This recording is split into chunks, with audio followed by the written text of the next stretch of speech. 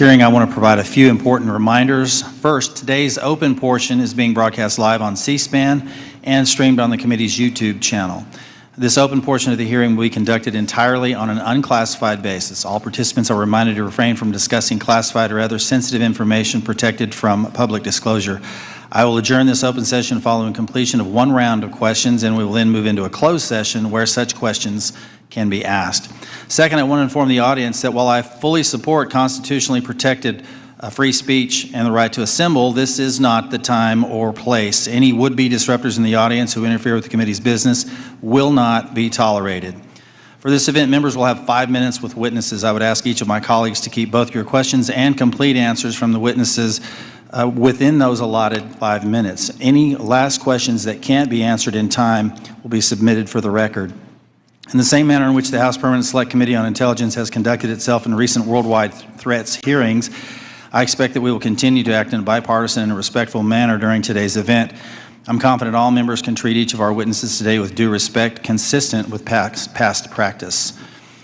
This worldwide threats hearing provides the American people the opportunity to hear directly from our intelligence community leadership on the threats that face our nation. It's my pleasure to welcome our witnesses to today's hearing. Director of National Intelligence, the Honorable Tulsi Gabbard. Director of Central Intelligence Agency, the Honorable John Ratcliffe. Director of the Federal Bureau of Investigation, the Honorable Kash Patel. Director of National Security Agency, General Tim Hawk. Director of Defense Intelligence Agency, Lieutenant General Jeffrey Cruz. Thank you all for being here. First, I want to address an issue that was made public earlier this week regarding a group text message exchange that included several members of President Trump's national security leadership team and a journalist. Yesterday, our colleagues on the Senate Select Committee on Intelligence held their hearing on the annual threat assessment, and unfortunately, instead of exploring the real and existential threats that face our nation, which is the purpose of this hearing, this issue consumed most of their time. While I will address this topic further in my questions, it's my sincere hope that we use this hearing to discuss the many foreign threats facing our nation. I have deep concerns about the state of our national security. The war between Russia and Ukraine has just surpassed 3 years and now includes North Korean troops on the battlefield. Iran remains the world's largest state sponsor of terrorism, supporting terrorist organizations throughout the Middle East like Hezbollah and Hamas, fueling the latter's war with Israel and Gaza. The threat of the Chinese Communist Party, or CCP, has metastasized worldwide, expanding a robust military and espionage capability well beyond the Pacific, including here within the Western Hemisphere. The CCP's aggressiveness in operations below the level of armed conflict continues to grow. For example, they have sponsored cyber attacks against United States critical infrastructure and even recruited a New York State governor's office employee into being an undisclosed agent of the CCP. And after 4 years of a catastrophic open border policy and limited and in many cases no vetting, we have seen an explosion of illegal migrants crossing our border since 2021. In fiscal year 2024, 516 were identified to be known or suspected terrorists, 106 of whom tried to sneak into our country between ports of entry. And these are just the ones we caught of the nearly 3 million encounters recorded by Customs and Border Protection. We've also seen an ISIS-affiliated human smuggling network bringing more than 400 migrants into the United States. And this occurs through networks associated with cartels and gangs from Sinaloa to CJ&G, who present an unacceptable risk to the security of the American people. In the midst of such threats, many have understandably lost trust in the intelligence community. One reason I'm particularly concerned about is the pattern of lapses I've seen in analytic integrity and objectivity in some of the assessments provided by the IC in the last few years. From President Trump-Russia collusion fiasco to the origins of the COVID-19 pandemic to anomalous health incidents, there have been numerous instances of the IC suppressing certain reporting, using substandard reporting to support a pre-decided thesis, and failure or refusal to consider plausible alternative analyses. That, combined with many other examples of weaponized government, results in a situation where the United States is facing very real threats, while many of our citizens lack trust in those they empower to inform on our counter these threats. Look, I've been honored to serve our country for many years now, first as an explosive ordnance disposal technician in the Army, now as a representative for the 1st District of Arkansas and chairman of this committee. In my time here, I've traveled the world and met with countless IC employees, from everyday Americans doing challenging and often dangerous work of intelligence to agencies directors like yourselves. The vast majority of those people are honest, hardworking, patriotic Americans that silently and without accolades do difficult jobs, often in austere places, sacrificing time with their families and in some cases putting themselves in danger, all in order to serve the United States. These silent warriors deserve our gratitude and our respect. They do not deserve to have their reputations besmirched by poor leadership. Unfortunately, in recent years, we've seen instances of politicized, self-serving, dishonest leaders sustaining the reputation of our institutions and patriots by abusing the powers and sacred trust given to them by the American people. We have some real work to do. You in your roles as leaders of prestigious organizations and us as members of this committee charged with conducting honest and rigorous oversight must ensure that our institutions work for the American people. Those that don't uphold the stringent standards of integrity that the American people expect and deserve must be held accountable. In the instances where trust is breached, those involved must be held accountable. This will help rebuild the trust between the American people and those that serve them in the intelligence community. Today, we need you to be candid about the threats facing the United States. I have deep concerns that many threats have been downplayed or not taken seriously enough for some time, particularly in the homeland and the Western Hemisphere. I look forward to hearing your assessment. Thank you again to our witnesses for being here today, and with that, I want to yield to the distinguished ranking member, Mr. Himes, for his opening statement. Thank you, Mr. Chairman, and good morning and welcome to our witnesses. As the Chairman said, this hearing is an important opportunity for our committee and the American people to hear directly from the senior leadership of the intelligence community about the threats that our nation faces. I read the unclassified report and I found a lot of continuity in the IC's assessment about critical threats to our national security compared to last year's assessment. The IC continues to see threats from our principal adversaries, China, Russia, Iran, and North Korea. I must say, though, that after these last 2 months, I'm worried that the call may be coming from inside the House. This report calls Russia, and I quote, an enduring potential threat to U.S. power, presence, and global interests. But as far as I can tell, we're now on Team Kremlin. We vote with them and against our allies in the United Nations. We humiliate President Zelensky in the Oval Office. The President's chief Russian negotiator, Steve Witkoff, is repeating Russian talking points and participating on a madcap signal chat about an attack on Yemen while inside Russia. USAID is gone, and with it, all American soft power. If I had time, I would ask the generals at this table about what it means to our national security to give up our soft power. We're no longer helping struggling nations in Africa. China, or worse, terrorists, are filling the vacuum. I wonder how many of those African countries will be named in next year's threat assessment. Thanks to DOJ, the men we paid to guard the most vicious ISIS terrorists in the world in Syria walked off the job. Do you think we'll see their names in this document next year? Elon Musk fired the people who maintain our nuclear weapons. Does that feel like a threat to you? Apparently, all of this mayhem is cheered by the President of the United States and by 20-somethings with laptops and nicknames like Big Balls. But I've been doing this for a long time, and I know that Moscow and Beijing and Tehran and Pyongyang cannot believe their luck. Now we come to learn that people in the most dangerous and sensitive jobs on the planet put extremely specific pre-decisional discussions about a military attack on signal, which could be intercepted by the Russians and the Chinese. Everyone here knows that the Russians or the Chinese could have gotten all of that information, and they could have passed it on to the Houthis, who easily could have repositioned weapons and altered their plans to knock down planes or sink ships. I think that it's by the awesome grace of God that we are not mourning dead pilots right now. The two general officers sitting at the table and the people who work for all of you know that if they had set up and participated in the signal chat, they would be gone. And they know that there's only one response to a mistake of this magnitude. You apologize, you own it, and you stop everything until you can figure out what went wrong and how it might not ever happen again. But that's not what happened.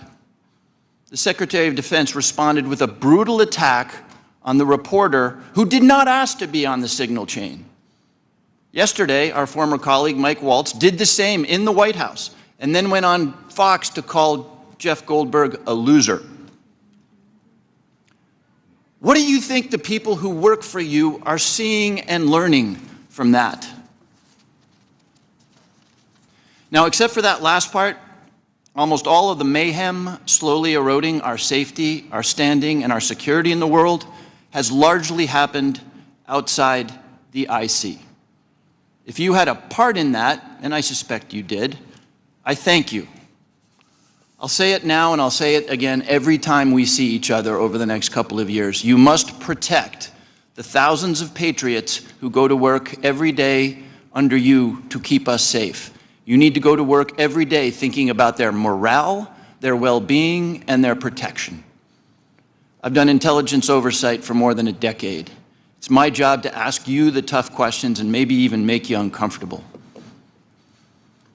But John, I don't ever walk through your lobby and look at those 140 stars on the wall without choking up over the fact that men and women far better than I will give their lives to keep us safe. There's about a dozen people in this room who know all their stories, and you know and I know that many of the men and women who have stars on that wall died because of bad decisions or poor judgment by their leaders. We've all worked together before, and recent events notwithstanding, we need you to succeed. Your people and our safety requires you to succeed. I really hope you do. But let me say now that if some overcaffeinated 20-year-old succeeds in firing your linguists, or your mathematicians, or your paramilitary officers, if you shut down some unit because Steve Bannon or Seb Gorka doesn't like it, America will be less safe, and people will get hurt. And I and this committee and history will be very unkind. Yield back, Mr. Chairman. Gentleman yields. Now recognize Director Gabbard to make a statement on behalf of the intelligence community. Thank you very much, Chairman Crawford and Ranking Member Himes. Members of the committee, thank you for the opportunity for us to be here to present the 2025 Annual Threat Assessment. I'm joined here by my colleagues from the CIA, DIA, FBI, and NSA. Our testimony today offers the collective assessment of the 18 U.S. intelligence elements making up the U.S. intelligence community and draws on the intelligence collection and information available to the IC from open source and private sector and the expertise of our analysts. It evaluates what the IC assesses most threatens our people and our nation's ability to live in a peaceful, free, secure, and prosperous society. As you know very well, we face an increasingly complex threat environment that is threatening us here at home and our interests abroad. I'll begin by focusing on what most immediately and directly threatens the United States and the well-being of the American people, the non-state criminal groups and terrorists putting American lives and livelihood at risk.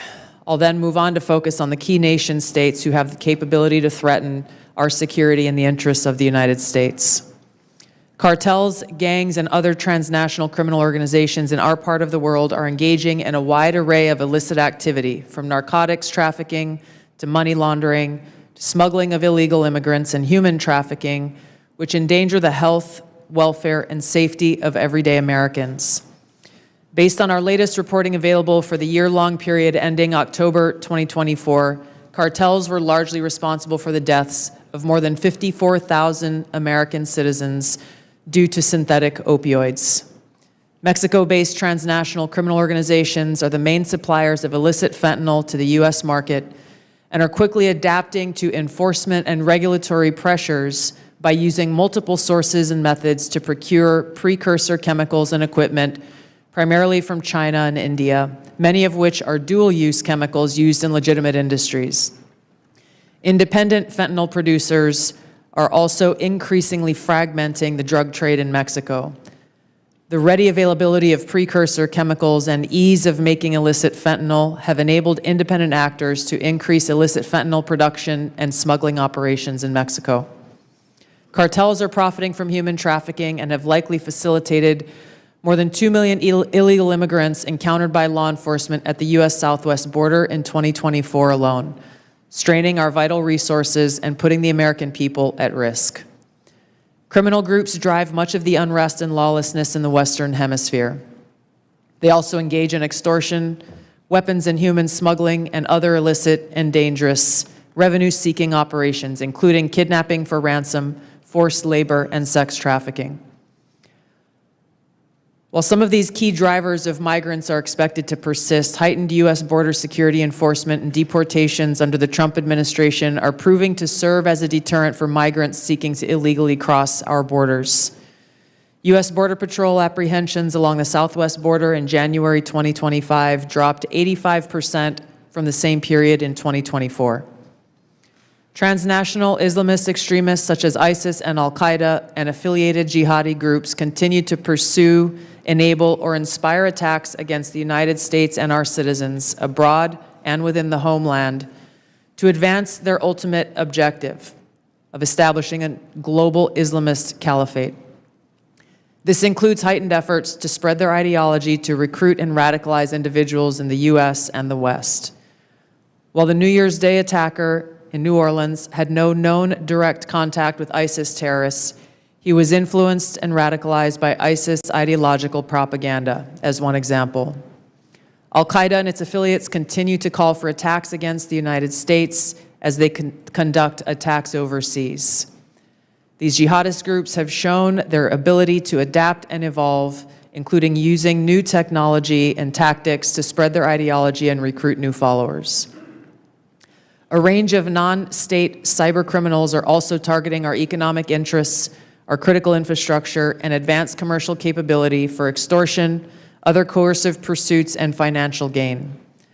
These actors are using a variety of tactics, including phishing, ransomware, and denial of service attacks to disrupt our systems and steal sensitive and lucrative information, using available technologies and taking advantage of U.S. cyber vulnerabilities. Ransomware actors last year, for example, attacked the largest payment processor for U.S. healthcare institutions, and another set of criminal actors conducted cyber attacks against U.S. water utilities. Some of these non-state cyber actors also operate as proxies for or emulate similar activities being carried out by major state actors. The IC sees China, Russia, Iran, and North Korea engaging in activities that could challenge U.S. capabilities and interests, especially related to our security and economy. They are in some cases working together in different areas to target U.S. interests and to protect themselves from U.S. sanctions. At this point, the IC assesses that China is our most capable strategic competitor. Under the leadership of Xi Jinping, the People's Republic of China seeks to position itself as a leading power in the world stage, economically, technologically, and militarily.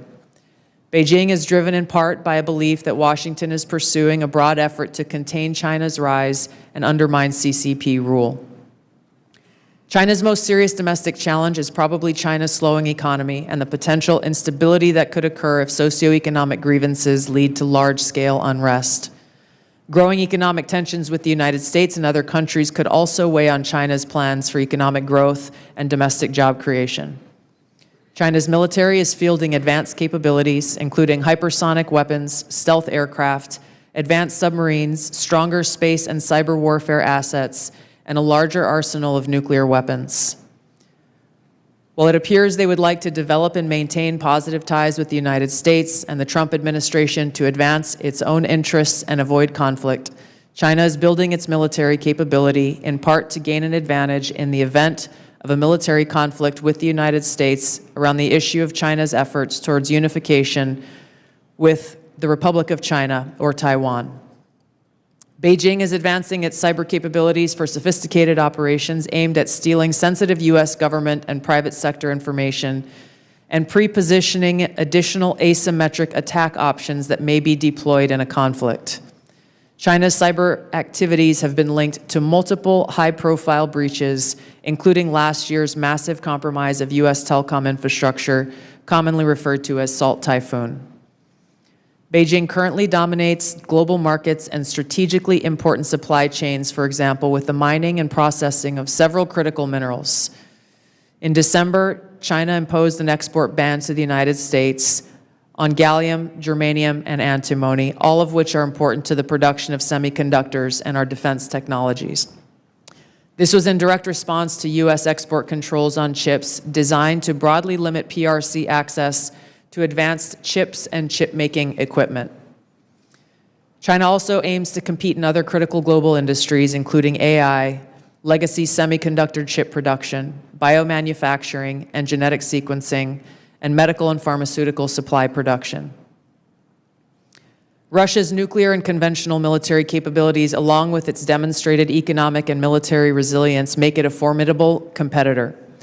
Moscow has more nuclear weapons than any other nation that could inflict catastrophic damage on the United States and the world in the event of a major war that Russian leaders feared put them and their regime at serious risk. In late 2024, Russia announced updates to its public nuclear doctrine, expanding the conditions under which Russia would consider using nuclear weapons. Russia is building a more modern and survivable nuclear force designed to circumvent U.S. missile defense through reliable retaliatory strike potential. It intends to deter the U.S. by holding the U.S. homeland at risk and by having the capabilities to threaten nuclear war in a conflict. Russia's developed advanced cyber capabilities and has attempted to pre-position access to U.S. critical infrastructure for asymmetric options and make it a persistent cyber threat. Russia's cyber activities have been linked to multiple high-profile breaches, including the 2023 hack of Microsoft. Russia is also fielding new capabilities in anti-satellite weapons meant to degrade U.S. and allied space infrastructure. Among Russia's most concerning developments is a new satellite intended to carry a nuclear weapon as an anti-satellite weapon, violating long-standing international law against such activity and putting the U.S. and global economy at risk. Iran continues to seek to expand its influence in the Middle East, despite the degradation to its proxies and defenses during the Gaza conflict. Iran has developed and maintains ballistic missiles, cruise missiles, and UAVs, including systems capable of striking U.S. targets and allies in the region. They've shown a willingness to use these weapons, including during a 2020 attack on U.S. forces in Iraq and in attacks against Israel in April and October 2024. Iran's cyber operations and capabilities also present a serious threat to U.S. networks and data. The IC continues to assess that Iran is not building a nuclear weapon, and Supreme Leader Khamenei has not authorized the nuclear weapons program that he suspended in 2003. We continue to monitor closely if Tehran decides to reauthorize its nuclear weapons program. In the past year, we've seen an erosion of a decades-long taboo in Iran on discussing nuclear weapons in public, likely emboldening nuclear weapons advocates within Iran's decision-making apparatus. Iran's enriched uranium stockpile is at its highest levels and is unprecedented for a state without nuclear weapons. Iran will likely continue efforts to counter Israel and press for a U.S. military withdrawal from the region by aiding, arming, and helping to reconstitute its loose consortium of like-minded terrorist actors, which it refers to as its axis of resistance. Although weakened, this collection of actors still presents a wide range of threats, including to Israel's population and U.S. forces deployed in Iraq and Syria, as well as U.S. and international military and commercial shipping and transit. North Korean leader Kim Jong-un is pursuing stronger strategic and conventional capabilities that can target U.S. forces and allies in the region, as well as the U.S. homeland, to bolster North Korea's leverage and stature, defend its regime, and achieve at least tacit recognition as a nuclear weapons power. Kim's recently cemented strategic partnership with Russia supports these goals by providing him with greater financial, military, and diplomatic support, reducing its reliance on China, and providing North Korean forces and weapons systems with warfighting experience. Kim views his strategic weapons advances, its deepening ties with Russia, and its economic durability as strengthening his negotiating position against Washington's demands for denuclearization and lessening Kim's need for sanctions relief. Since 2022, China, Russia, Iran, and North Korea have grown closer. Removing the accelerant of the war in Ukraine is unlikely to revert these bilateral relationships to a pre-war 2021 baseline, leaving room for new strategic priorities and world events to create new incentives or challenges to their expanded cooperation. Russia has been a catalyst for much of this expansion, driven heavily by the support it has needed for its war against Ukraine, including protection from U.S. and Western sanctions.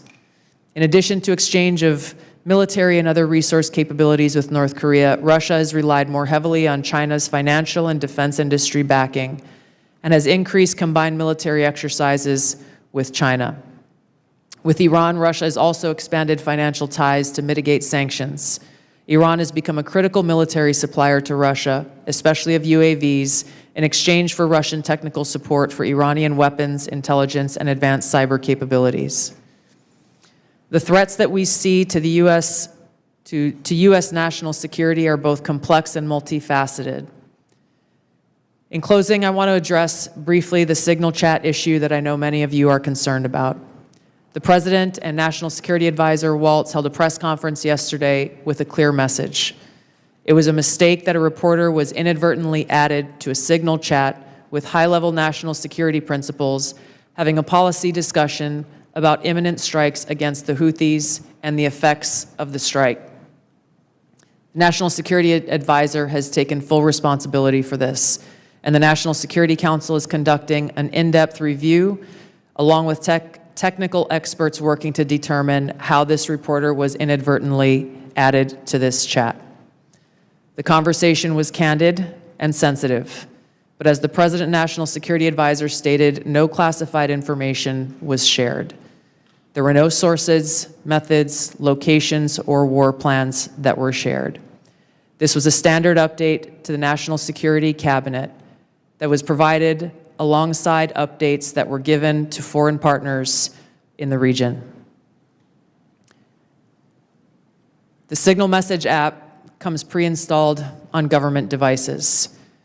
In December of 2024, CISA stated, quote, "We strongly urge highly targeted individuals to immediately review and apply best practices provided in the guidance to protect mobile communications, including consistent use of end-to-end encryption." And they named Signal as an app as an example of such an end-to-end encrypted messaging app. Ideally, these conversations occur in person. However, at times, fast-moving coordination of an unclassified nature is necessary where in-person conversation is not an option. I'm also aware that a lawsuit was filed yesterday on this issue. As a result of that pending litigation, I'm limited in my ability to comment further on that specific case. My Office of General Counsel will be in close contact with the Department of Justice on this matter. The most important thing to the American people and to all of us is the success of this military operation against terrorists who have been and continue to attack American service members was extremely successful, thanks to the leadership of President Trump and the actions of our brave men and women in uniform. As the heads of the American people's intelligence community, we will continue to provide the President, you in Congress, and our warfighters with timely, unbiased, relevant intelligence to keep our country secure, free, prosperous, and at peace. Thank you, Mr. Chairman. Thank you, Director Gabbard. We now turn to member questions. I'll recognize myself for 5 minutes. I want to talk about, before I get into the threats, I want to talk about something we've talked about in this committee and in this setting before. We've had IC agency leaders commit to complying with our document requests but not follow through. And I don't know if this is due to direction from previous administration or middle management obstruction, but I find it completely unacceptable. In fact, I had to subpoena the NSA in order to cooperate with our AHI investigation last year. As you all know, it's the charge of this committee to conduct rigorous oversight, and part of that oversight is to occasionally requires us that we request documents from your organizations to enable our investigations. We cannot adequately do our jobs without your partnership and your cooperation. General Hawk and General Cruz, we had this conversation here before last year, and I'm not satisfied with your responsiveness. Therefore, I'm going to ask that question again on the record in this open setting to each of you. Do I have your unequivocal commitment to cooperating with document or other information requests from this committee, General Hawk? You do, Chairman. Thank you, General. Director Patel. You do, Mr. Chairman. Director Gabbard. Yes, Chairman. Director Ratcliffe. Yes, you do, Chairman and Ranking Member. And I want to start by saying it's good to be back. It's good to see you. And as you all know, I have a special appreciation for the work that this committee does, having previously been a member. I also understand the importance of the oversight role that it has. And so you have my full commitment and my understanding about what your responsibilities are and my obligation to keep you fully and currently informed, and I will do that. Appreciate that. General Cruz. Chairman, of course, you have our continuing support on this critically important effort for the nation. Thank you. I appreciate that. I want to turn now to something that's a topic of conversation and really needs to be, and that's our own neighborhood here in our Western Hemisphere. I mentioned in my opening statement, I'm deeply concerned about encroachment in the Western Hemisphere, not just by China, but other adversaries like Russia and Iran, from Russian military cooperation with and support to Venezuela and Nicaragua, CCP-linked companies' acquisition of critical assets in Central and South America, Iran's defense agreement with Bolivia, the establishment of a technical military cooperation commission including Venezuela, Cuba, China, Russia, and Iran. And I could list several more alarming examples. I'm afraid we focus so much of our attention across the world that we've lost sight of our own neighborhood, leading to the anti-American regimes gaining permanent footholds within striking distance of the homeland. So, Director Gabbard, to the extent that you can discuss it in this setting, what is the intelligence community's assessment of adversary encroachment in the Western Hemisphere? Thank you, Mr. Chairman. We'll be able to go into greater detail in the closed session, but the intelligence community assessment reflects what you have just detailed and outlined. The continued competition, encroachment, and investments that are occurring in the Western Hemisphere have rapidly increased and continue to pose a threat both to our economic interests and to our security. Every day there are new reports of further attempts, one just recently that came up yesterday with investments that are being made in the southeast part of the United States.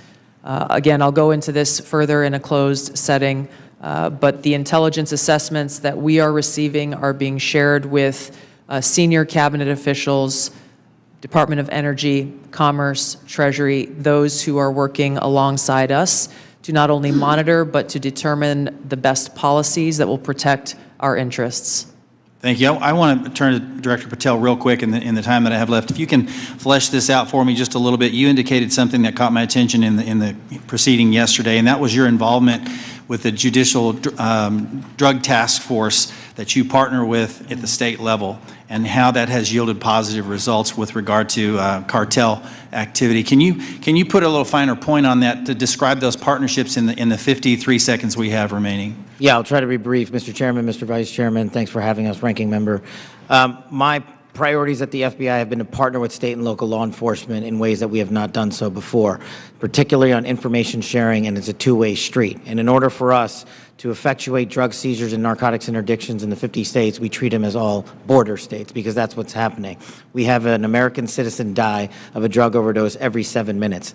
That is wildly out of control and unacceptable. But the FBI cannot do that mandate and secure the American people from Washington, D.C. So we're putting resources in the field. We are working with our partners at the state and local level, and we are seeing immediate results, as we are seeing in Arkansas, as I outlined yesterday, with hundreds of arrests, thousands of pounds of narcotics seized, dozens of weapons, and multiple indictments. Thank you, Director. I'm going to yield and recognize Ranking Member Himes for 5 minutes. Thank you, Mr. Chairman. If there's something I care as much about as the national security of the United States, it's the powers and prerogatives of this Congress and its oversight duties. So I want to spend a minute or so on yesterday's testimony in front of the Senate and direct these questions in particular to Director Patel and Director Gabbard. Yesterday, Senator Heinrich asked, did this conversation, referring to the signal chat, include information on weapons, packages, targets, or timing? Director Patel, you said not that I'm aware of. Director Gabbard, you said same answer. This morning we learned that the signal chat included the following update, forward-looking update from the Secretary of Defense. Time now, 11:44 Eastern Time. Weather is favorable. Just confirmed with CENTCOM. We are go for mission launch. 12:15 Eastern Time. F-18 launch. First strike package. 13:45 trigger-based F-18 first strike window starts. Target terrorist is at his known location, so should be on time. Also, strike drones launch. MQ-9s. 14:10 more F-18s launch. Second strike package. Do either of the directors want to reflect on their testimony yesterday in the context of what I just read? Sure. One, I was not on that signal chat. Two, I have not reviewed it. And three, as you just indicated, that was made public this morning. But, Director, you didn't, prior to yesterday's Senate, you were on the signal chat, correct? No. Okay, but did you review the material on the signal chat? No, I wasn't Okay. on it. Director Gabbard? Yes, Ranking Member. My answer yesterday was based on my recollection, or the lack thereof, on the details that were posted there. I was not, and what was shared today reflects the fact that I was not directly involved with that part of the signal chat, and replied at the end reflecting the effects, the very brief effects that the National Security Advisor had shared. So it's your testimony that less than 2 weeks ago, you were on a signal chat that had all of this information about F-18s and MQ-9 Reapers and targets on strike, and you in that 2-week period simply forgot that that was there. That's your testimony? My testimony is I did not recall the exact details of what was included there. That was not your testimony. Your testimony was that you were not aware of anything related to weapons packages, targets, and timing. As the testimony yesterday continued on, there were further questions related to that, where I acknowledged that there was conversation about weapons, and I don't remember the exact wording that I used, but I did not recall the specific details that were included. Director Gabbard, you've reasserted that there was no classified information. I think we can all agree that that information shouldn't have been out there. But let me ask you this. Are you familiar with the ODNI's classification guidance? I'm familiar with it. I've actually got a copy right here. If I read you a part of that guidance, I wonder if you could tell me what the level of classification indicated is. I'm reading from your classification guidance. And the criteria is information providing indication or advance warning that the U.S. or its allies are preparing an attack. Do you recall what your own guidance would suggest that be classified? I don't have the specifics in front of me, but it would point to what was shared would fall under the DoD's classification system and the Secretary of Defense's authority. So let me help you, because there's a very clear answer. And what is not. I guess you don't have it, but information providing, this is the ODNI guidance, information providing indication or advance warning that the U.S. or its allies are preparing an attack should be classified as top secret. Do you disagree with that?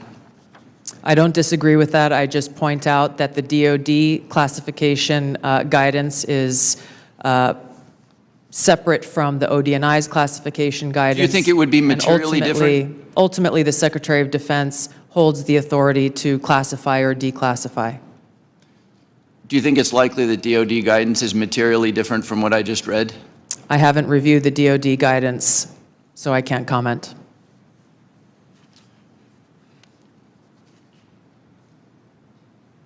Director Gabbard, a lot of this suggests sort of a lack of sobriety. When there's punch emojis and fire emojis, it's a lack of sobriety. I don't mean that literally. But I have one last question for you, because I think people really listen to what you have to say.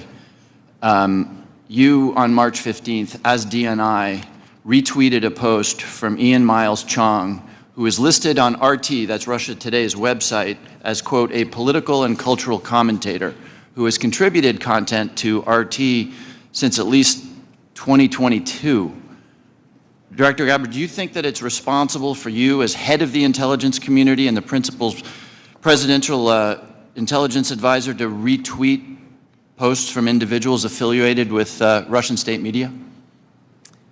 That retweet came from my personal account, and I would have to go back to look at the substance of the tweet. Can I, just so that we don't have a lack of confusion amongst our allies and enemies and us, can I act perhaps that you not think that you should be saying one thing on your personal account than you say officially? I maintain my First Amendment rights to be able to express my own personal views on different issues. Thank you. I yield back, Mr. Chairman. Gentleman yields now recognize the distinguished Vice Chairman, General Kelly. Yeah, I'd now, for the first 30 seconds, Mr. Ratcliffe, or Director Ratcliffe, formerly known as Texas, from this Mississippi guy, I'd like to give you 30 seconds if you have anything to respond to what Ms. Gabbard Director Gabbard, I'm sorry, just said. Well, Mississippi, it's good to see you again, and I appreciate the opportunity. You know, there's so much talk about this Atlantic article and about things that were said and that could have happened instead of a focus on what did happen. So my responsibility as CIA director, one of its responsibilities is to kill terrorists. And that's exactly what I did along with President Trump's excellent national security team. That's what we should be focused on. With regard to that article, I also would appreciate the opportunity to relay the fact that yesterday I spent 4 hours answering questions from senators as a result of that article that were intimating that I transmitted classified information because there were hidden messages. Those messages were revealed today and revealed that I did not transmit classified information, and that the reporter, who I don't know, I think intentionally intended it to indicate that. That reporter also indicated that I had released the name of an undercover CIA operative in that signal chain. In fact, I had released the name of my chief of staff, who is not operating undercover. That was deliberately false and misleading, and I appreciate the opportunity to reflect that my answers haven't changed. I used an appropriate channel to communicate sensitive information.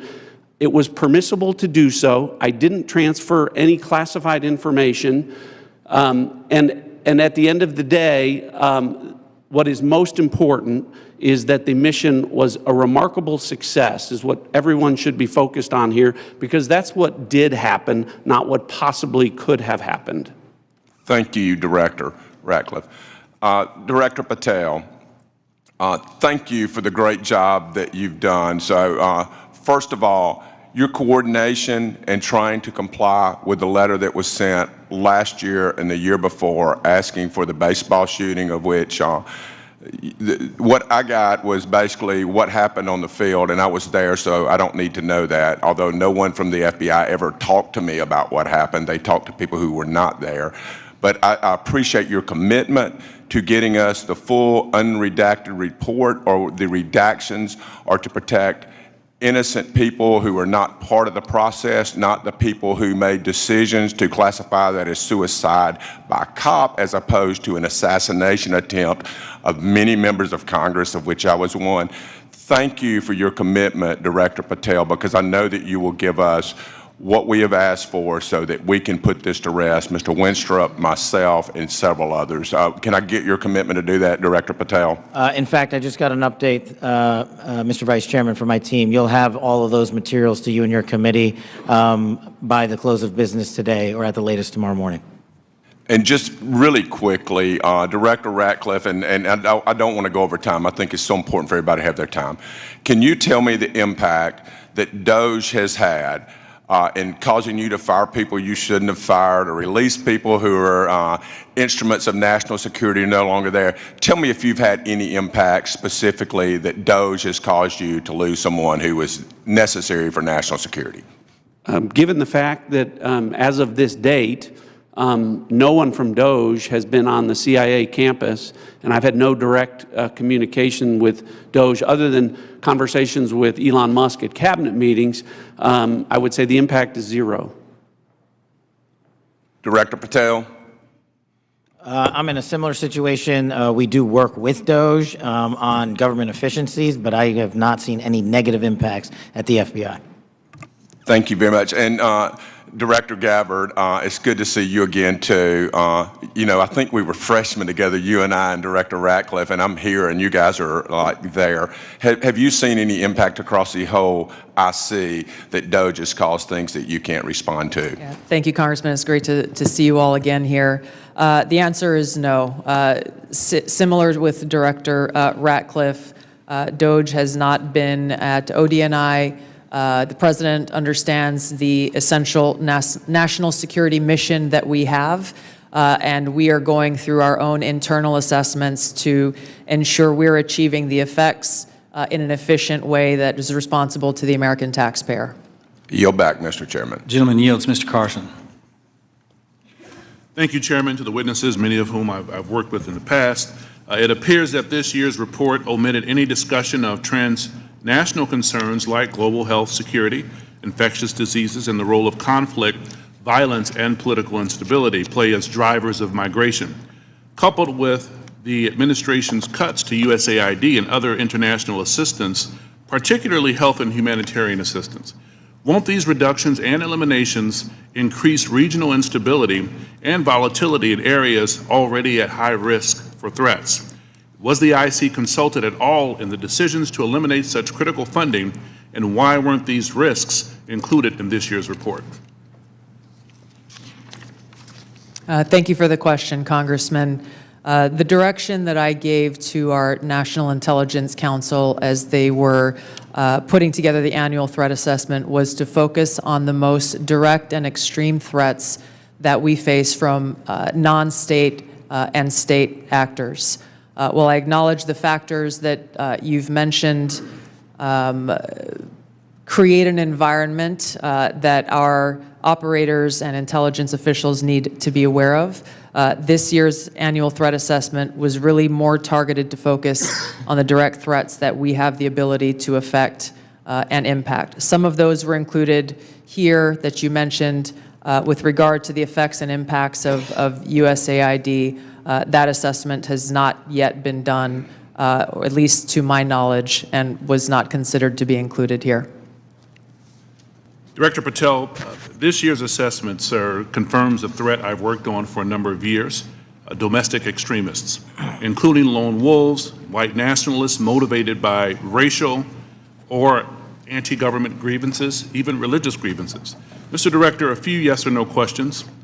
Do you, sir, agree that these domestic threats must be addressed as thoroughly as foreign extremists? All threats like that will be treated equally, yes, sir. Is it true, sir, you moved personnel out of the FBI section responsible for countering domestic violent extremists? I don't believe I did that. Is it true, sir, that you've discussed disbanding this section?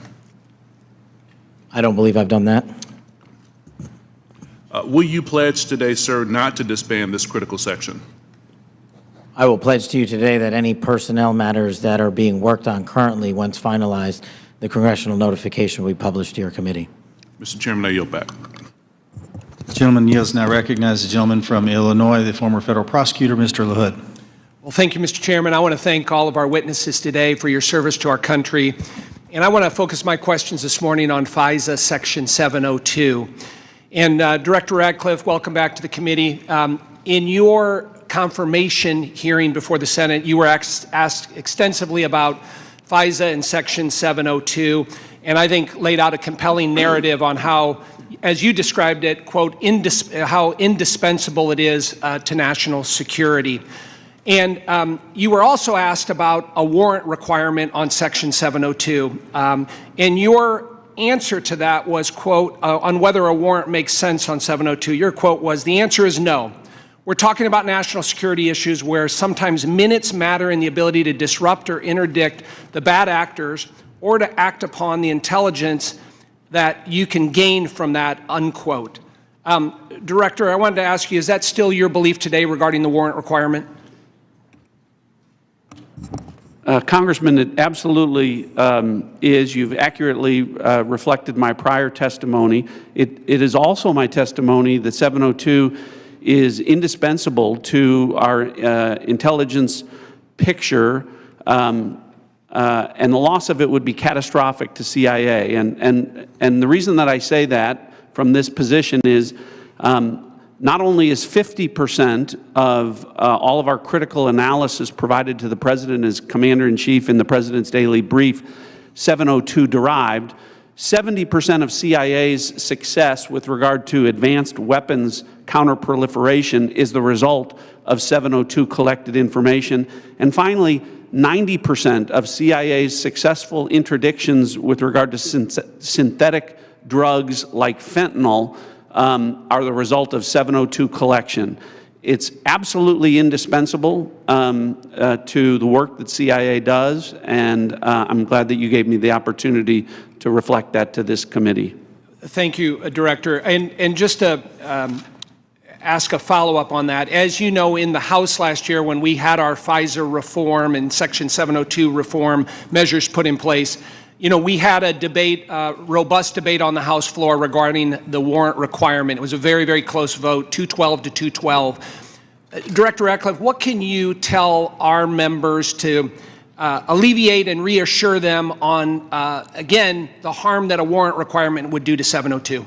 Well, Congressman, it would impose a de facto ban on lawfully querying previously collected data to find threats against U.S. persons and government officials. So that would be, again, catastrophic to our efforts to keep our community safe.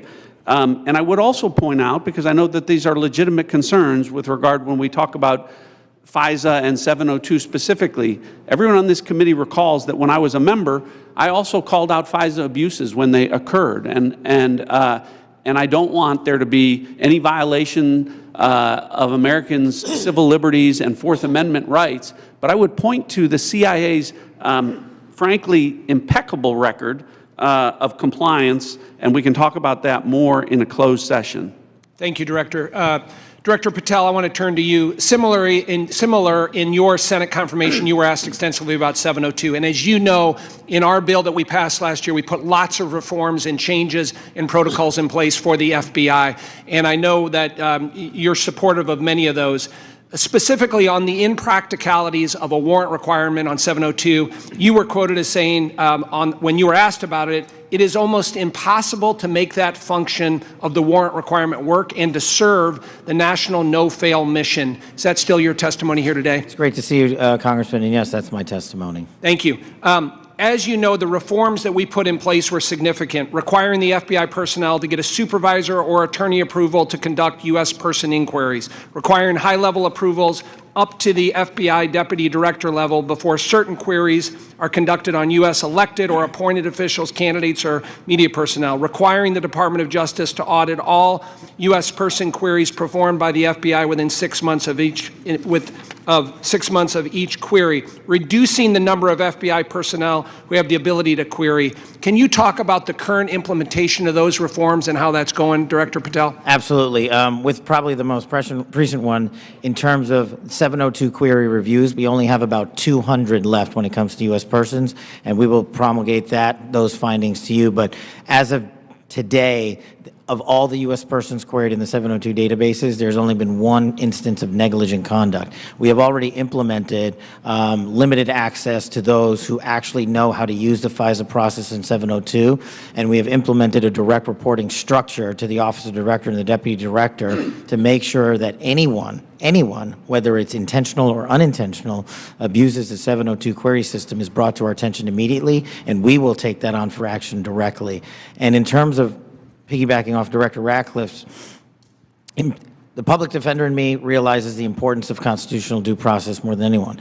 The staffer in me from the House Intelligence Committee may be the only person who has worked more on FISA reform and exposing FISA abuse in modern congressional history. And the terrorism prosecutor in me and the JSOC civilian in me tells me that we cannot do away with 702 or FISA Title I and Title III, but we can work with you and your committee to make it better. I don't know all those ideas. I don't have all those answers, but you have my commitment that we will use it appropriately going forward. Thank you, Director. I yield back. Gentleman yields. Mr. Castro.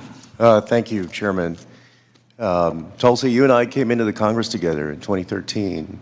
And Cash, you and I was serving on the Intelligence Committee when you worked on the Intelligence Committee. And John, you and I are both from Texas, and we both served together on the Intelligence Committee. The idea that this information, if it was presented to our committee, would not be classified, y'all know is a lie. That's ridiculous. I've seen things much less sensitive be presented to us with high classification. And to say that it isn't is a lie to the country. I want to ask the generals now. The NSA is principally in charge of intercepting things like signals intelligence from other countries. General, I want to ask you, if your organization, your agency, intercepted something like this from Russia or China or some other country, would you consider this classified information? Representative, we would be classifying based off of our sources and methods. So those would be the things that, in terms of how we process, how we would be able to obtain the information and how we'd report it, Sure. we would classify based off of our source and method. So if you knew that the Secretary of Defense and the National Security Advisor of Russia or China and the head of the Foreign Ministry and all of the folks who were associated with that signal chain, if you intercepted that information, General, would you consider it classified? So it would be classified based off of our collections. So the NSA would classify it, would Based off determine it as of classified. the protection of our own source and method, not necessarily based off the content, but how we collected that information. But it would be classified. Well, we certainly wouldn't be collecting on a U.S. person conversation. No, I understand. I'm saying but if you did your job and collected it from the Russian Foreign Ministry and the National Security Advisor and the Secretary of Defense and the President's Chief Advisor, there is no way, having sat on this committee for 9 years, that somebody would come in with that information and give us something that says, unclassified, you can walk out of this room with this information and give it to whomever you want. You know, with all respect, you and I worked on the committee at the same time. Tulsi, you and I came in together. I've never had an issue of beef with you. John, you and I are both from Texas. Y'all know that's a lie. It's a lie to the country. I want to ask about the Alien Enemies Act really quick while I have time. The President has used the Alien Enemies Act, a wartime authority last used to detain German and Japanese nationals during World War II, to summarily deport people accused of being members of the Venezuelan gang Tren de Agua. To invoke this law, the President must demonstrate that the United States is under invasion by a foreign nation or government. They have alleged that we are under invasion by the Venezuelan government. The idea that we are at war with Venezuela would come as a surprise to most Americans. The unclassified version of the annual threat assessment the intelligence community just released makes no mention of any invasion or war that we are fighting with the nation of Venezuela. You would think our nation being at war would merit at least a small reference in this threat assessment. And Director Ratcliffe, does the intelligence community assess that we are currently at war or being invaded by the nation of Venezuela? We have no assessment that says that. Thank you. In invoking the law, the President alleged that Tren de Agua is, quote, undertaking hostile actions against the U.S. at the direction, clandestine or otherwise, of the Maduro regime in Venezuela. Director Gabbard, does the intelligence community assess that the Venezuelan government is directing Tren de Agua's hostile actions against the United States? There are varied assessments that came from different intelligence community elements. I'll defer to Director Patel to speak specifically to the FBI assessment. But let me ask you, so you're saying there are conflicting assessments that have come from the IC? That's correct. Okay, thank you. We'll take it up in closed session. All right.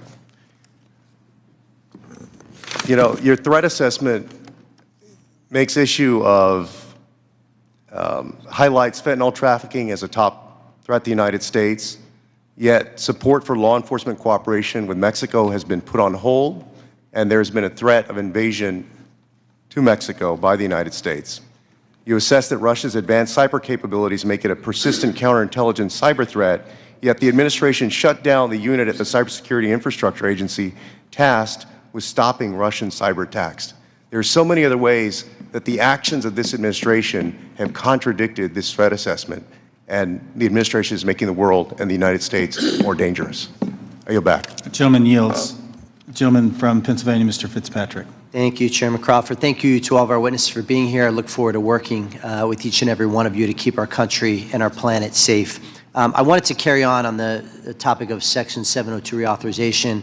Representative LaHood and I did a lot of work on this over the past 2 years. As you all know, last Congress, this committee worked in a bipartisan manner to advance the reauthorization of what most of us, if not all, deem to be our country's single and most important national security tool.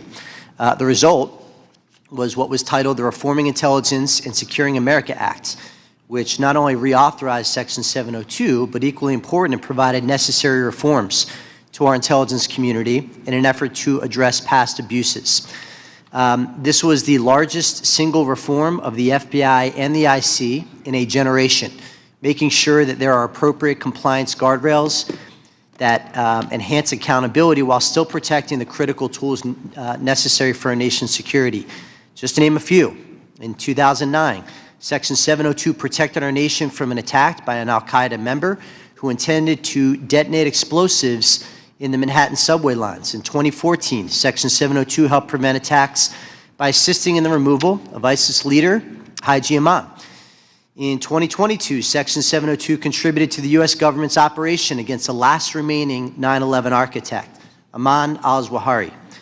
And as we saw in the horrendous attacks of October 7th, an attack on the people of Israel, where Hamas killed over 1,200 innocent civilians, intelligence collection is essential to the safety and security of our population. We must never, ever see another attack the likes of 9/11. Especially as a result of a self-inflicted intelligence failure. Not reauthorizing the use of this authority in this coming year would intentionally and willingly put the United States at a disadvantage against actors who seek our destruction. Representative LaHood touched on the warrant requirement. As you all know, that is really the linchpin here. And I think it's abundantly clear for members of this committee, members of this Congress, and for members of our intelligence committee to understand that a warrant requirement is on the collection of data. A warrant requirement cannot apply to the querying of already lawfully collected data. To follow that theory to its logical extreme would be to say that a police department who has an evidence locker containing lawfully collected data has to get a warrant to re-enter that evidence locker. It'd be akin to say to a police officer they cannot run a license plate, which is querying off of lawfully collected Department of Transportation data without getting a warrant. It would shut down the courts, it would shut down law enforcement, it would make our country much less safe. So I want to ask Director Patel, Director Radcliffe, I want to yield the floor to you as we will be working with all of you, particularly your two agencies on reauthorization, to share your thoughts.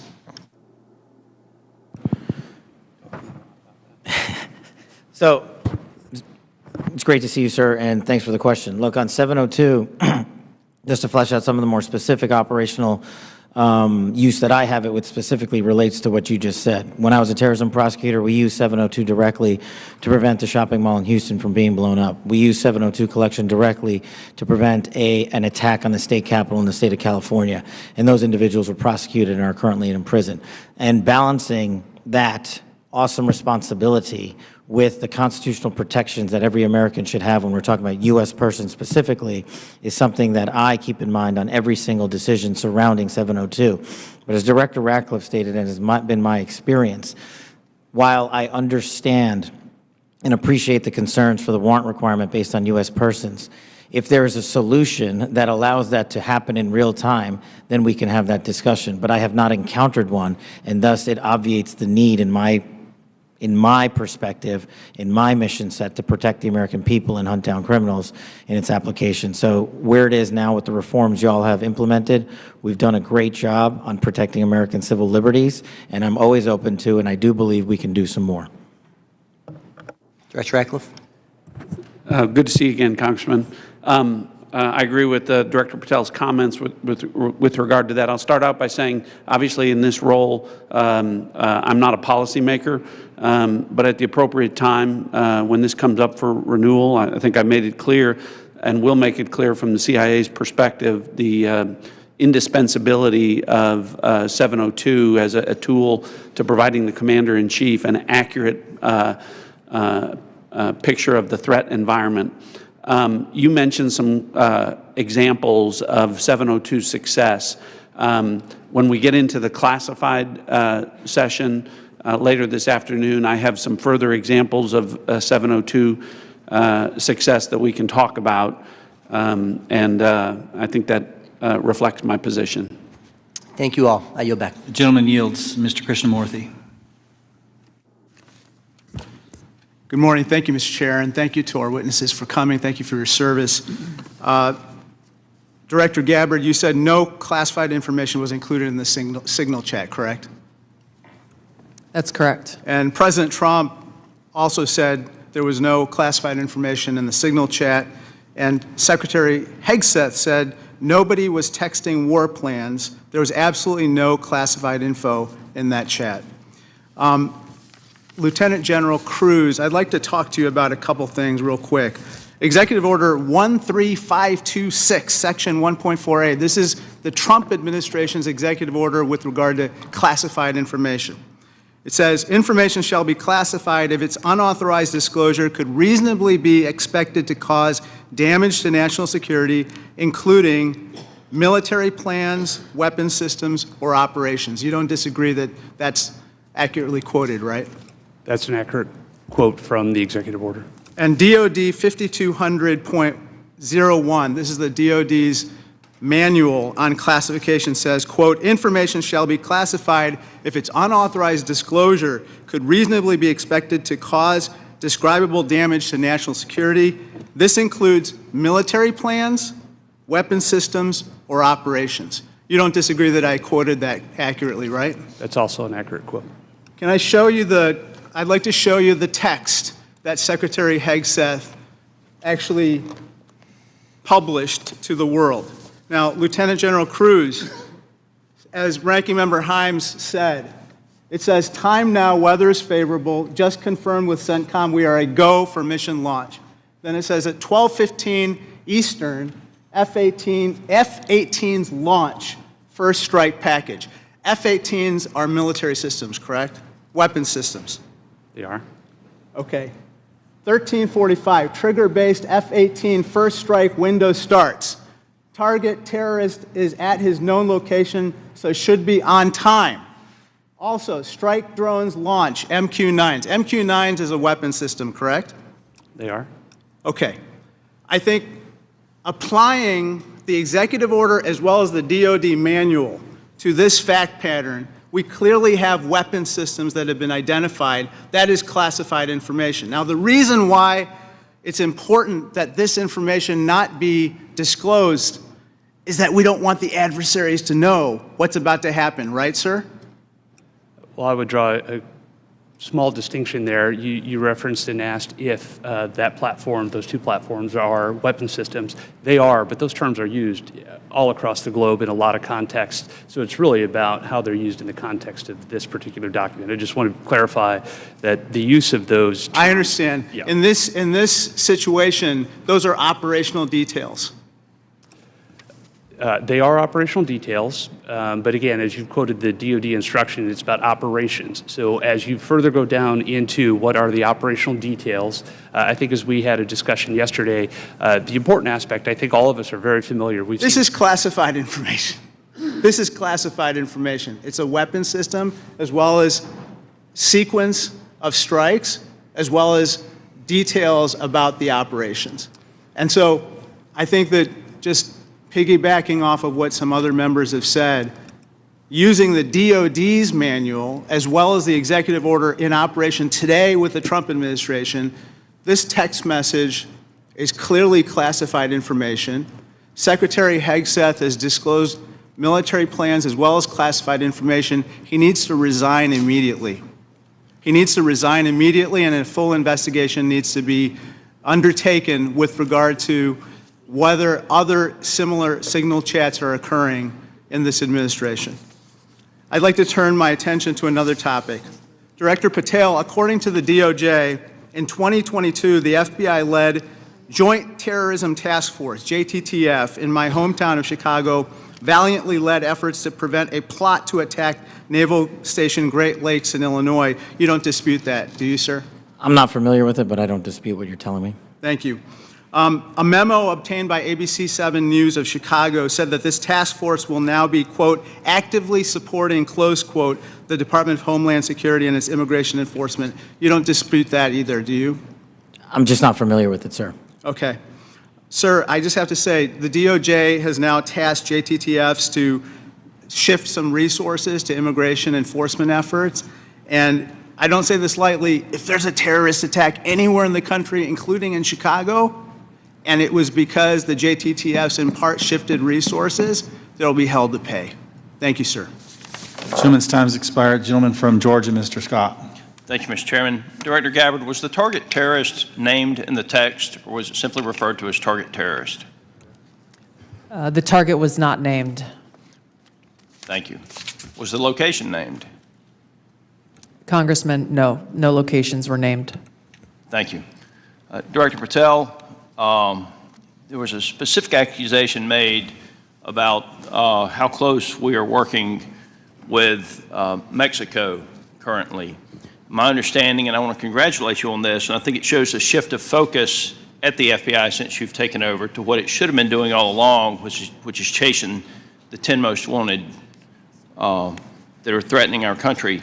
My understanding is that 2 of the 3 were actually arrested in Mexico and are being extradited back to the United States. Is that correct? Yes, sir.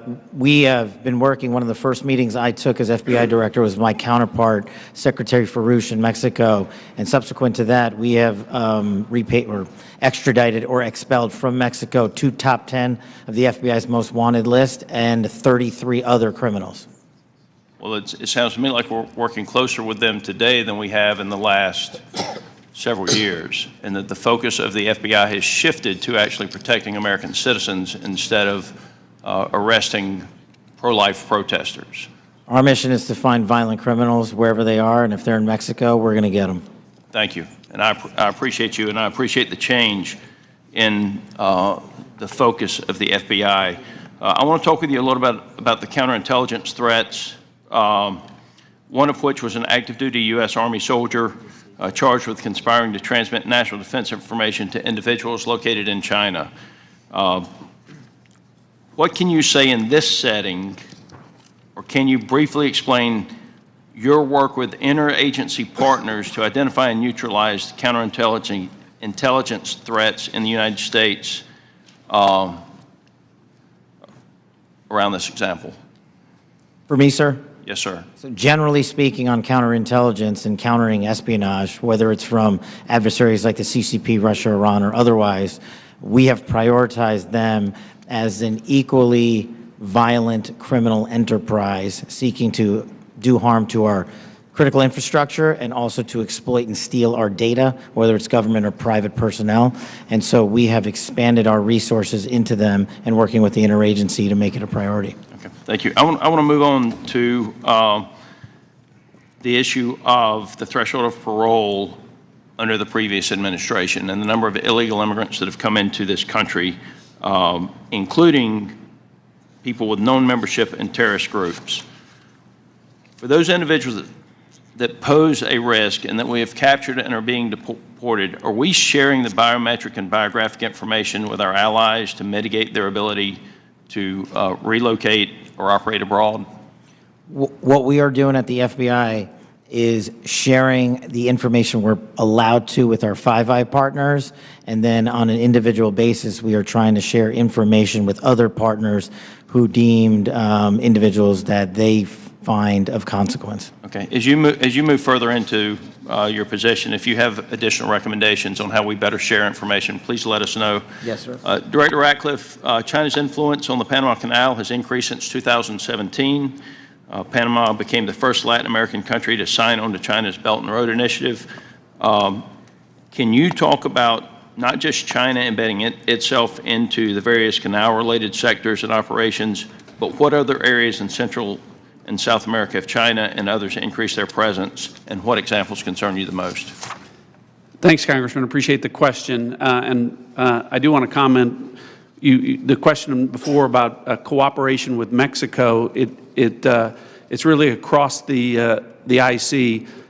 When Mexico's Secretary General Omar Harfuch, head of Mexican security, was here, he not only met with Director Patel, he met with Director Gabbard, and he met with me.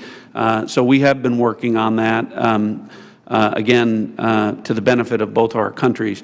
To your point, the PRC throughout Central and South America continues to attempt to use its soft power to gain a foothold. They use direct aid to countries that need it.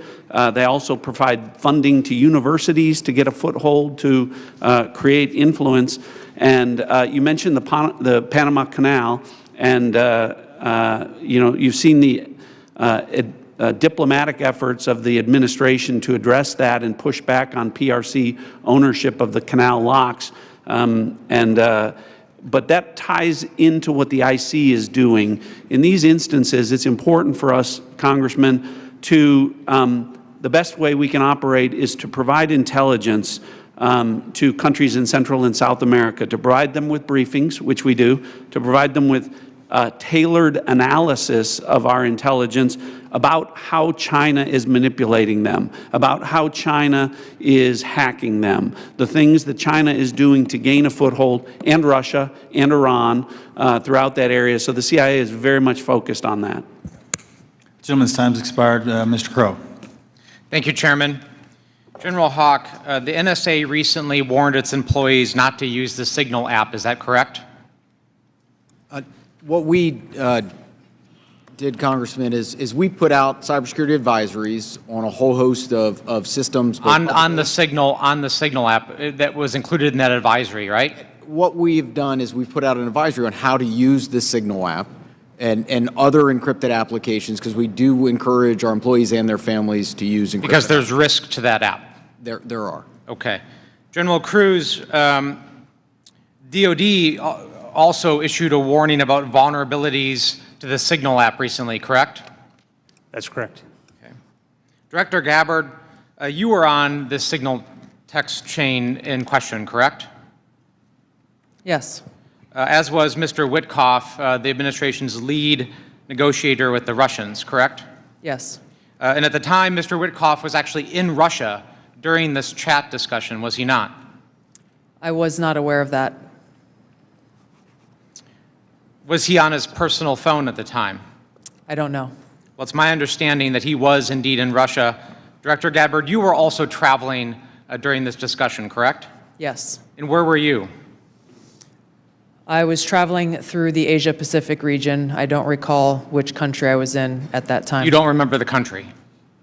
I'd have to go back and look at the schedule. Director Gabbard, I want to direct your attention again to the text chain where it says, just confirmed with CENTCOM, we are a go for mission launch. Does that indicate to you that there is about to be a military operation? Yes.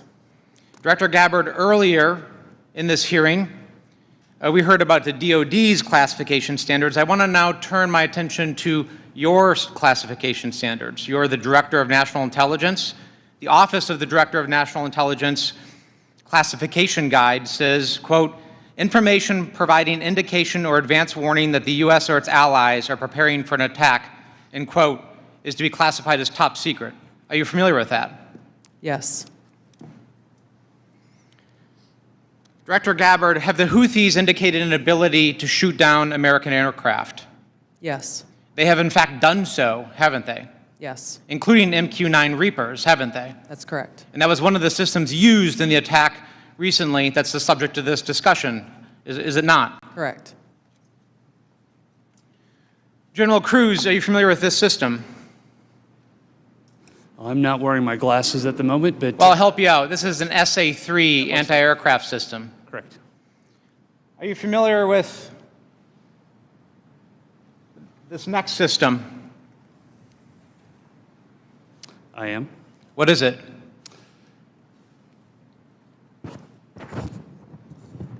I'm going to have to ask you. It's an SA-6. I'm going to guess that this is also an advanced anti-aircraft system, is it not? It is. It was used widely in the Balkans in the 90s, correct? And the Houthis also have this system, don't they? They certainly do. And they've employed it against our aircraft, have they not? They have attempted to, correct. I spent my life in service to this country. I deployed 3 times to combat in service to this nation. I learned in that time in service that responsibility is core to leadership. You accept responsibility when things go wrong. You admit mistakes. You set the standard from the very top. It is completely outrageous to me that administration officials come before us today with impunity, no acceptance of responsibility, excuse after excuse after excuse, while we send our men and women downrange to do incredibly difficult, incredibly dangerous things on our behalf. And yet, nobody is willing to come to us and say this was wrong. This was a breach of security and we won't do it again. It is outrageous and it is a leadership failure, and that's why Secretary Hegseth, who undoubtedly transmitted classified, sensitive operational information via this chain, must resign immediately. There can be no fixes, there can be no corrections until there is accountability, and I'm calling on the administration to move forward with accountability. I yield back. Gentleman yields. Gentleman from Texas, Mr. Crenshaw. Thank you, Mr. Chairman. Thank you all for being here. Good to see many of you again, and thank you for enduring 2 long days. I will note I always use fire emojis when I see terrorists getting killed. And I want to talk about cartels. This is a subject that is near and dear to my heart. I've been investigating it thoroughly for the last couple of years, and I'm glad to see that it's mentioned in all of your opening statements. I mentioned it at the very beginning of the threat assessment. There's a lot to work on here. One of our task force, we had a cartel task force in Congress. One of our key findings was that there needs to be a centralized, maybe call it authority or maybe call it office, maybe call it cartel czar within the administration that actually coordinates all the very different aspects of fighting this battle. Has anything like that been talked about? I'll go to you, Director Gabbard. Thank you, Congressman. It's good to see you again. This is very much central to the conversations and planning and execution of the President's focus on targeting the cartels and the threats that they pose to the American people. Homeland security task forces are being set up that include across the government integration. I can speak from my standpoint from the intelligence community, and our National Counterterrorism Center is leaning heavily forward into gathering and consolidating and integrating the intelligence that comes from DEA and others who've been working this issue for a while to make it so that it can be shared and integrated through the federal, state, and local law enforcement equities who are going after this problem. Yeah, we'll talk a lot more about that exact thing in closed session, but at a higher level, our recommendation is there needs to be someone at a much higher level that coordinates state, DOD, CIA, FBI, Homeland. It's a massive problem, one I'm all too familiar with. Director Patel, the FBI is tasked with working foreign corruption charges. In the past administration, the FBI told me they actually don't focus on Mexico very much. Because, now in their defense, they say the reason is because they won't get anything out of it, because they don't have a cooperative government to work with. I think a lot has changed. Do I have your commitment that we will at least start following up on those, because the judiciary system in Mexico is a key component in our failures to address the cartels? You do, Congressman. Apologies for not getting back to you sooner. You're good. I appreciate it. I also want to ask you that the FBI has disrupted an alarming number of terrorist attacks in the last year, last 2 years. Great on the FBI for doing that. I don't think many Americans realize how good the FBI has been at this.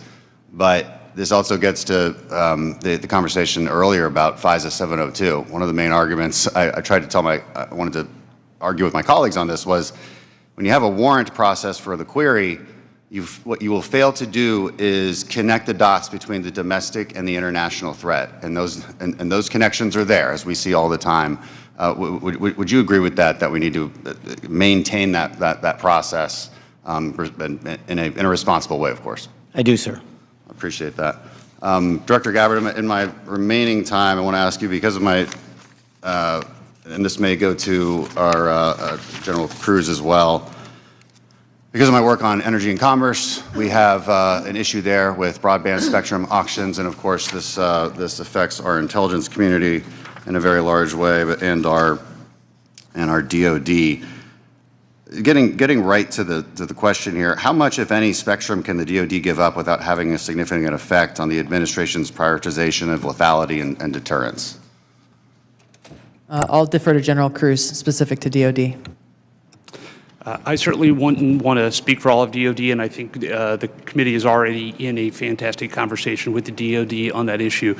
But broadly, what I would say is DoD has laid out the portions of the spectrum that it believes for both operational capabilities, and in closed session, I am more than happy to walk you through from the intelligence portion of the mission that we do.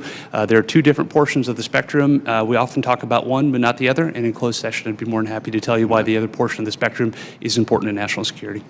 Sure, and the details are obviously classified, but we can talk about X and S spectrums and get a better idea for the public about, because the public would benefit from telecom having the ability to use some of these. When we look at 5G networks, 6G networks, so it's a conversation that we need to have and a much longer time to do so, which I've run out of. So I yield back. Thank you.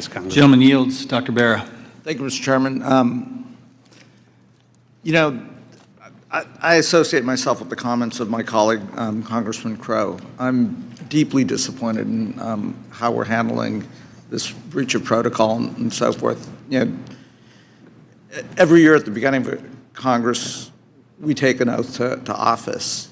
You know, this is an awesome responsibility to be a member of Congress, to protect our country. We have no greater responsibility than to protect our homeland. And, you know, when I walk into this committee and the honor of being on this committee, I don't see Democrats and Republicans. I see folks that every day want to do the same thing. But as Congressman Crow suggested, the mark of leadership, and we all are leaders in this room, is to accept responsibility when mistakes happen.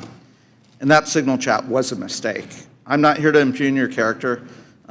You were all nominated by the president. You were all confirmed by the president.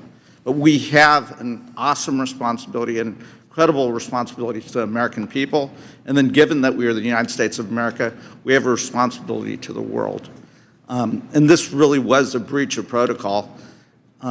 I'll take you at your word that we are going to do a full investigation of it.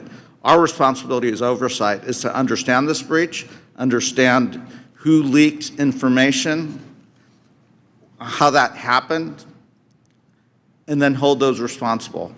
You know, I 100% agree with the chairman in his opening statement. He said, where trust is breached, those responsible need to be held accountable. So do I have, you know, Director Gabbard, we served together, we came into Congress together. Do I have your word, when this investigation is fully completed, we will get the full breadth of the investigation? Thank you, Congressman. That would be my intent. I will caveat that by saying that this is being conducted by the National Security Council. I've not gotten any indication that they would try to withhold that, but I can't speak for them. Okay. I also, you know, I see way too much politics when it comes to our national security and our national defense. We've got to keep politics out of this. We're not Democrats or Republicans. We're Americans. We're tasked with the responsibility of keeping our country safe. Director Gabbard, you have an awesome responsibility here to advise the president, to collate all the information, everything that the IC is providing, and provide that best advice and guidance to the President of the United States. We have to keep politics out of this.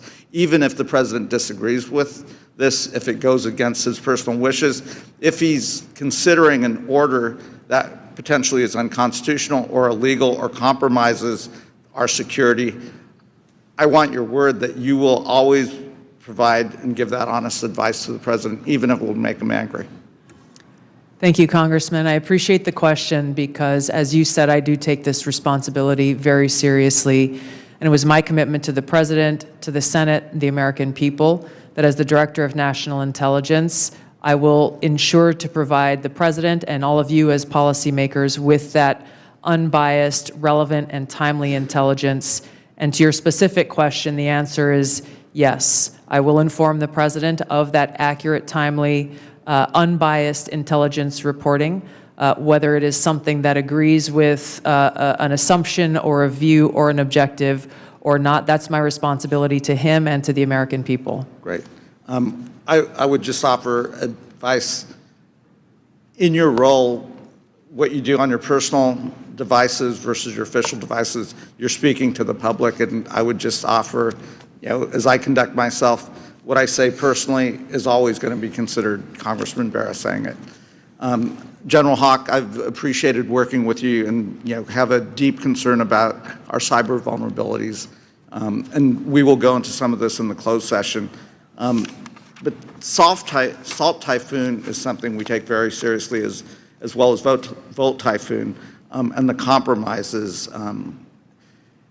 Can you just briefly give us an update of where we are with those two? So, Congressman, we share your concern in terms of the overall ensuring that we can protect the critical infrastructure of the United States. The area that we have been deeply focused on is our ability to partner with industry. 99% of our critical infrastructure is controlled by our industry. So our ability to bring government information to be able to understand what threats look like and the origin of those threats, help inform how industry can defend that and also create the necessary equipment to ensure that we're secure. That partnership continues to grow, and that's really one of our key priorities. And I'll be able to go in closed session into more detail about the specific actions we've done together as an interagency with our industry teammates. Great, thank you. I yield back. Gentleman yields. A gentleman from Pennsylvania, General Perry. Thank you, Mr. Chairman. Thank you, ladies and gentlemen, for your attendance and your service to national security for our country. I'm going to start with Director Patel and then go to Director Gabbard. I'm concerned, like many Americans, about the wide-scale purchase of land, real estate, et cetera, by the Chinese Communist Party or those sanctioned by the party in America, especially those lands proximate to sensitive military sites or sensitive national security sites. Director Patel, I think we can all understand that that could lead to the ease of nefarious activities of numerous sorts. What do you think should be our posture or our policy from a national security standpoint regarding the purchases of these land and the ownership, occupation, utilization, et cetera, by the Communist Party sanctioned use? Well, Congressman, I appreciate the question, and I'm not going to shape foreign or national policy, but from the FBI perspective, if we had federal statutes to enact criminal allegations and pursue those relating to these matters, we would do so. I agree with you that having CCP actors purchasing large swaths of land next to military installations is a national security issue, a major one, and I would highlight to the American public, we're not allowed to buy farmland in mainland China or in Russia. So I don't know why we let that happen here, but that's a personal matter for me. If I were given more legislation on it, I would love to act on it. Thank you. Director Gabbard, I'm going to look at, keeping with the same theme, crypto mining by the sanctioned, well, you can't crypto mine in China, right? It's outlawed in China. However, of course, we're supportive of crypto, I am, in the United States of America, but China's mining in America where they can't mine in China. And in particular, I'm thinking about one site where the mining was occurring close to intercontinental ballistic missiles, and CFIUS was tipped off by Microsoft. And of course, there are actions ongoing. Should the Chinese Communist Party, sanctioned individuals or interests be allowed to crypto mine near sensitive military or national security sites in the United States of America? And if not, what should we be doing about it? Thank you for your question, Congressman. I'm not fully aware and up to date on the specific example that you've mentioned, and I'll go and look into that and Happy and to get back provide. to you further. Right. Absolutely. Look forward to having the conversation with you. Broadly, this is obviously a concern, that any of these activities occurring near or around any of our military sites creates that potential national security risk and the potential for foreign intelligence collection. I'm hoping it's a priority for everybody on the dais there. It is a priority, I think, for the American people, certainly for me. I want to move on in the time remaining with a related topic, which is the hundreds of incidents by predominantly Chinese students, oftentimes called gate crashers. So this includes the two gentlemen in uniform on the dais. I'm going to kind of point to 3 events that happened just last year. One in Grayling, Michigan. 5 Chinese students are charged for lying and concealing evidence. One in the University of Minnesota, where a drone flew over Newport News and took pictures of classified information regarding ships and classified systems. And then one at the University of Florida regarding the illicit acquisition and shipment of toxins, biomedical drugs, and research supplies to China. In these cases, or most of these cases, we encounter these people and then we release these people. As a matter of fact, in the case of Florida, apparently she found out that criminal charges were being prepared and she dropped out of school and her whereabouts remain unknown at this point. What should be our posture? Because we're trying to follow up after the fact. We're encountering these people, whether they're gate crashers or whether we catch them conducting this illicit activity. We try and prosecute. That takes a lot of man hours, as you know, Director Patel. Is this the best policy, or is there something better that we can do? I mean, the Immigration Nationality Act of 1952 gives the Secretary of State the authority to revoke visas. But should these people be allowed to come to this country in the first place is the question, and what should our posture be? Anybody? In terms of the visa issue, I know that the administration is working on a policy, but to directly answer your question, anybody who utilizes the student visa program to come to this country to conduct criminal activity should never be allowed in this country. And anyone that's doing it here in the United States of America from an FBI standpoint will be vigorously investigated and will use the expulsion or criminal process on them. I yield, Mr. Chairman. Gentleman yields. Ms. Plaskett. Thank you very much, Mr. Chairman, and good morning to the witnesses. First let me say that we do have to, in this committee, try as much as possible to remain nonpartisan as opposed to bipartisan. I can recall being that way when I was counsel on the House Ethics Committee, and it's a hard position to take.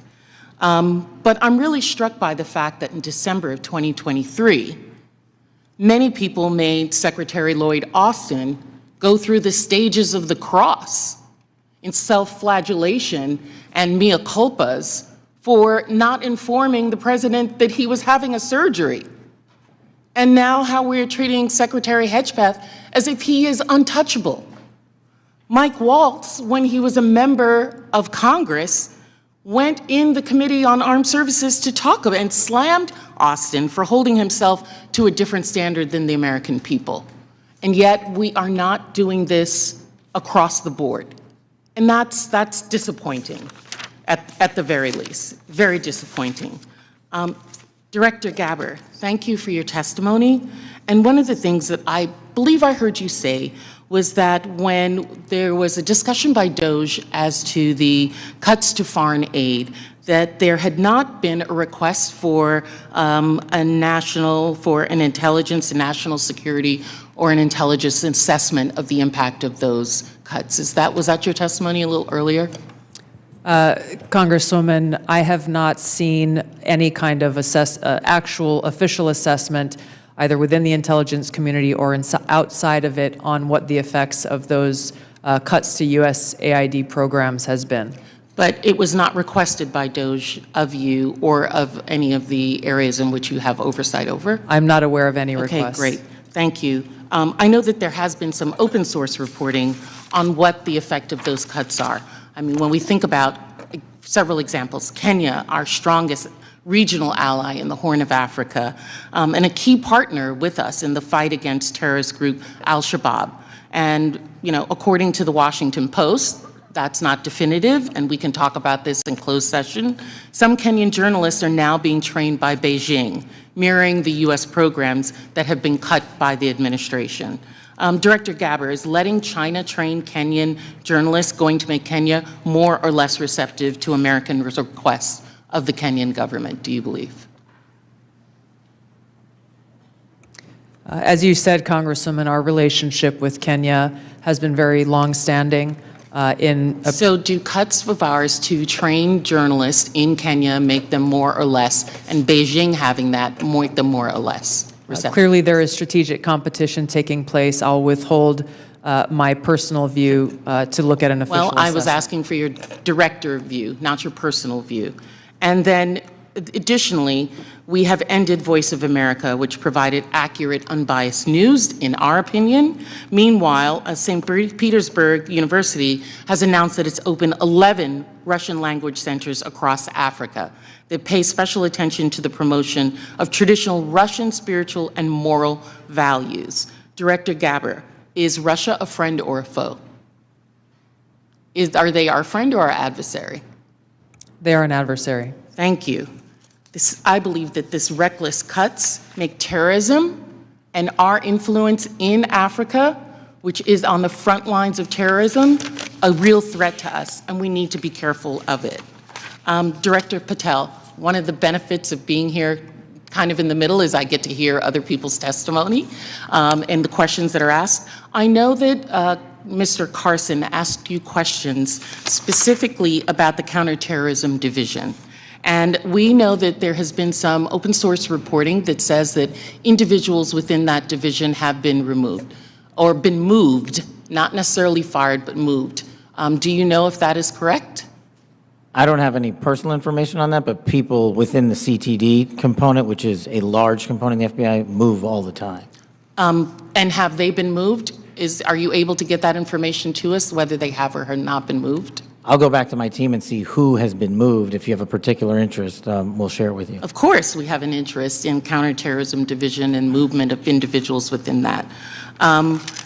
Because one of the other things I'm concerned about is you have stated, I believe in other areas, that the disbandment of certain sections of the FBI related to intel and breaking up components. Can you explain to us how you intend to do that or what you would like to do and why?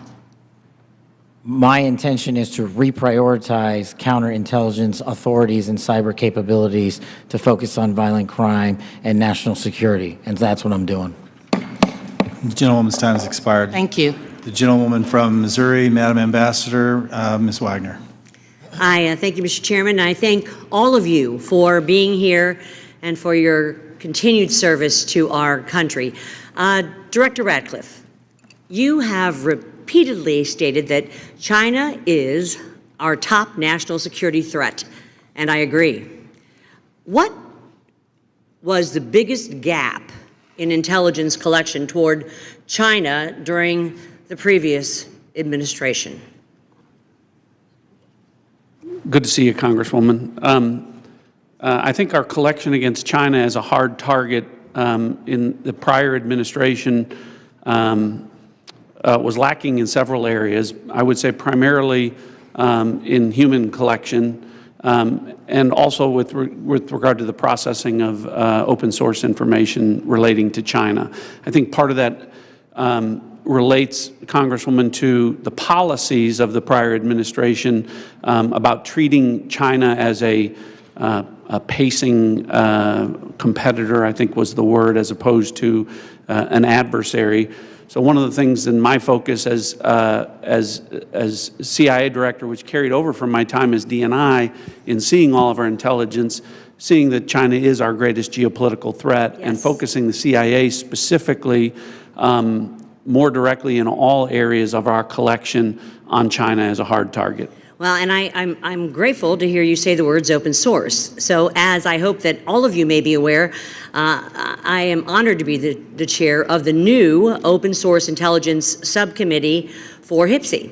It is the first time this committee has focused specifically on an intelligence discipline, I'll say. We established this subcommittee because private companies, researchers, and most importantly, foreign adversaries, as we speak, are taking full advantage of the explosion of commercially available information. HIPSI has taken a stance that OSINT, open source intelligence, should mature as a primary discipline on its own accord. Director Ratcliffe, your agency kind of produces the lion's share, I'd say, of OSINT. Do you agree, sir, that open source intelligence should mature to be a primary discipline? Absolutely agree. So as you know well, Congresswoman, the CIA is the functional manager for OSINT, just as we are the functional manager for HUMINT across the IC. And OSINT, open source intelligence, reaches, frankly, policymakers as the most cited material in the President's daily brief as part of a long list of tailored production that we do. By a large percentage. But also, as you know, and as you've pointed out, Congressman, until recently, one of the greatest weaknesses with regard to OSINT was that the collection was so large that it was daunting for use by mission partners across the IC. So the CIA's open source enterprise pioneered the use of AI to triage that collection as it comes in. And what that allows us to do is to summarize collection from over 225 languages into English and to put that in the hands of policymakers, again, showing that the CIA is focused on using technology to tackle some of the challenges to intelligence collection. There is so much innovation in technology in this, and the investments being made across the IC to purchase data, but it appears to be in silos, to be perfectly honest, and lacking maybe an integrated approach. I believe that that is because there, frankly, is no clear lead for OSINT in the IC. And as part of my oversight responsibilities, I plan to review the various ways in which the intelligence community buys commercially available information to determine if there is a more efficient, cost-effective approach, especially when it comes to the taxpayer's expense. Director Gabbard and then Director Ratcliffe, can you, and in my brief time, quickly share your thoughts on which agency should be the primary organization to manage OSINT and why? Thank you, Congressman, and thank you for your leadership in this area. I look forward to following up with you in detail, but the Office of Director of National Intelligence is tackling exactly the problem that you've identified, that we have multiple elements across the intelligence community, essentially wasting taxpayer dollars by contracting separately to get after the same collection of OSINT and commercially available intelligence. So this is something we're actively working on and look forward to working with you. And do you agree with Director Ratcliffe that this should be a key discipline? Yes, I do. Thank you. My time's expired, Mr. Chairman. I yield back. The gentleman yields. Mr. Gomez. Thank you, Mr. Chairman. So I want to make a few things clear before we move on to other questions regarding the Signal chat. Director Gabbard, yesterday before the Senate Intelligence Committee, specifically when answering Senator Kelly, you repeatedly said you did not recall any discussion in the Houthi PC small group discussing operational details, strike targets, the type of vehicles and military units involved, or the timing and order of strikes. Do you stand by your testimony from yesterday that you do not recall any of the discussions regarding this type of classified information? Yes or no? My response in the Senate yesterday, yes, I stand by that response. Obviously, the release of the screenshots that came from that chat group today were a refresher on what happened. As I said earlier, I was not involved with that portion of the chat, so it did not come to my recollection yesterday. Thank you. So I take that as you stand by your do not recall yesterday stance when it was you're asked those questions. You've been in office 43 days. Director Ratcliffe has been in office 62 days. This was considered the first major military operation using lethal force of the Trump administration. Was this the first, this was probably the first time that you've been involved with a discussion like this on a thread. It was not discussing, you were not on a group chat discussing where we're going to go for lunch. You're discussing putting men and women of the armed services in harm's way. That's a major decision. So, and when did that happen? 10 days ago? Okay, I'll answer that. It happened 10 days ago. And here's the point. Like something of this magnitude, it's something that you would not forget. It's something that most people, if you're taking this job so seriously, that you would not forget. I mean, since I've been on this committee, there's been days that I have woken up in the middle of the night from the things I learned in SCIF. So deciding to use military force is something hard to imagine. So the do not recall doesn't pass the smell test. It's unbelievable that was the case. So that's what the American people don't understand. And I know a lot of folks in this administration were saying that they're going to take on the establishment and drain the swamp, but you have become that swamp in a matter of days, not weeks or months, days. So one of the things we're going to look into is what actually occurred, because the American people deserve a full accounting. Additionally, the main person who was involved in this thread that a lot of people want to talk to is Secretary of Defense Hegseth. And a lot of questions were brought up regarding his drinking habits in his confirmation hearing. To your knowledge, do you know whether Pete Hegseth had been drinking before he leaked classified information? I don't have any knowledge of Secretary Hegseth's personal habits. Director Radcliffe, same question. Yes or no? You know, no, I'm going to answer that. I think that's an offensive line of questioning. The answer is no. I find it interesting that you want to... No, I'm going to answer. You asked me a question. You want an answer? No, listen, you don't want to focus on the good work that the CIA is doing, that the intelligence community... Director, I reclaim my time. Director, I reclaim my time. Here, I have huge respect for the CIA, huge respect for our men and women in uniform. But this was a question that's on the top of minds of every American, right? He stood in front of a podium in Europe holding a drink. So of course, we want to know if his performance is compromised. If people were asking if the General Austin was compromised because of a heart issue, was his performance compromised because of a successful strike? I yield back, Mr. I bring my... you want to know? You want to talk about accepting responsibility? Do you think you should accept responsibility for a successful strike to make Americans safer? You want to focus on... I reclaim my time.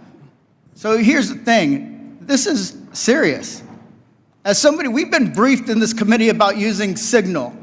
One of the things they basically said, the most secure phone call, the least secure text messaging.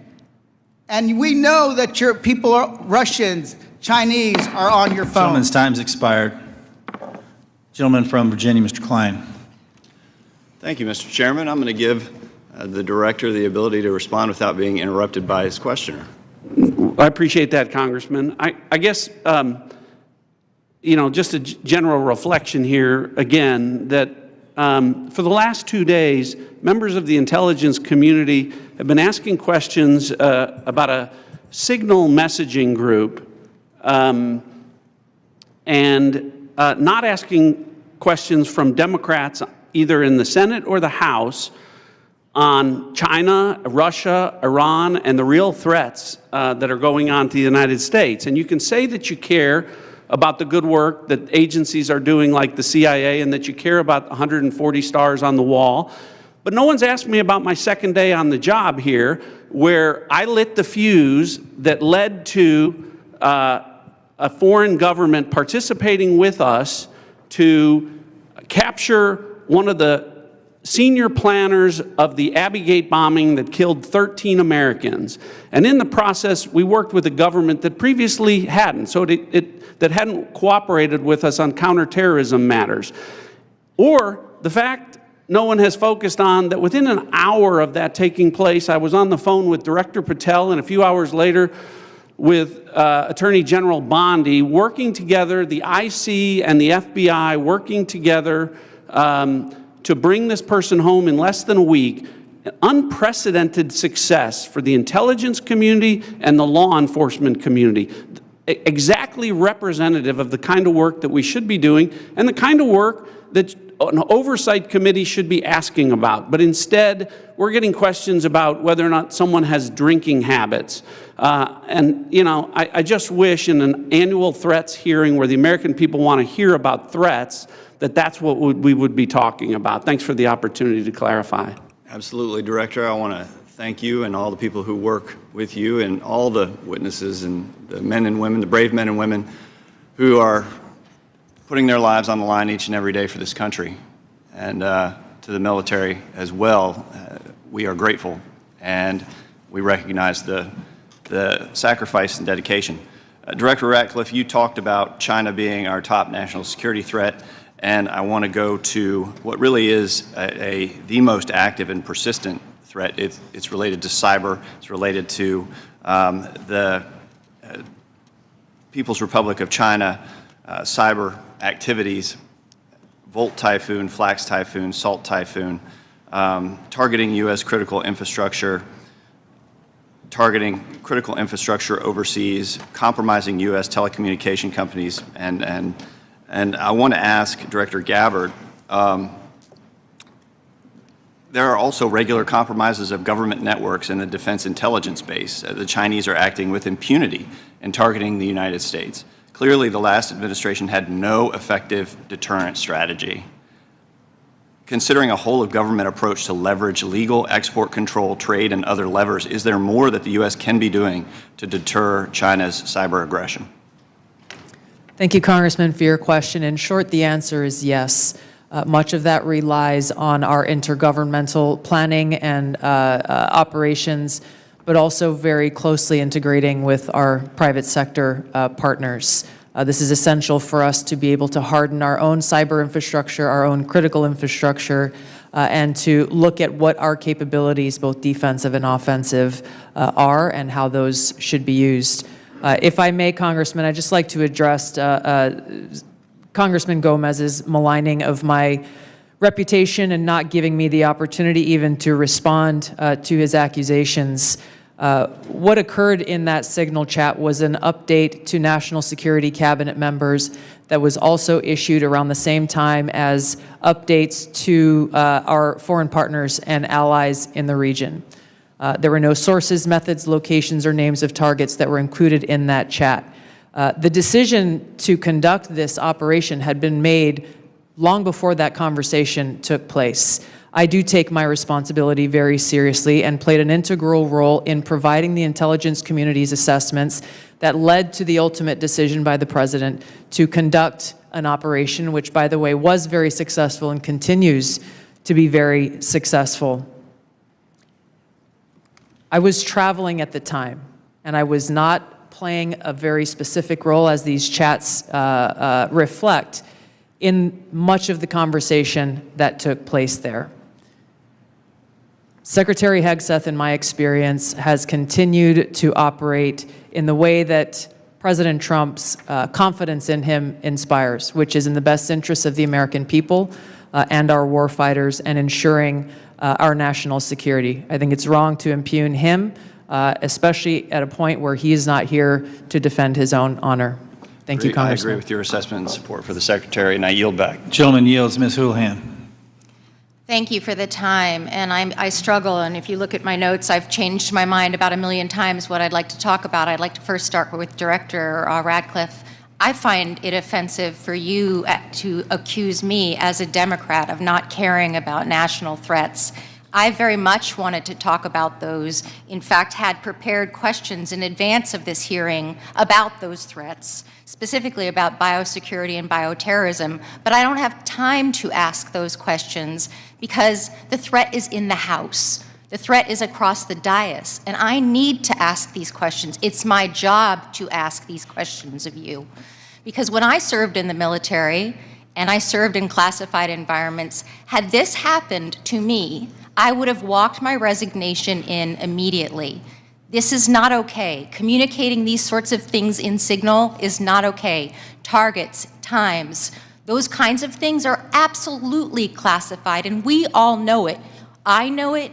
These people know it. You all know it. And the fact that we're having to have these conversations now means that I can't ask the questions that I need to ask about things like bioterrorism and biosecurity. And so I'd like to put you in check as well, sir, because you can't assume who I am any more than I can assume who you are, sir. I would like to move my questions, however, over to Director Gabbard, because you are the DNI. You do have an obligation and a responsibility. I'm going to speak to you specifically about the fact that you have spent much of your 40 days talking about the importance of making sure that we don't reveal classified information, making sure that we don't leak information. You're a former battalion commander in the Army. I don't think that you would have necessarily appreciated the kind of leaking of information that I believe absolutely did happen in this signal channel and is worthy of a further investigation. In fact, this committee established something called 50 U.S.C. 3235A, and this committee, on a bipartisan, apartisan basis, requires you, the DNI, to swiftly notify Congress and the Intelligence Committee if you're aware of any sort of significant unauthorized disclosure or compromise of classified information, which I would argue this has all of the markings of being that. And so if you, as the DNI, see such a thing anywhere within your organization's purview, you have the obligation to begin an investigation to report back to us on that. Would this seem to qualify to you as something worthy of that investigation?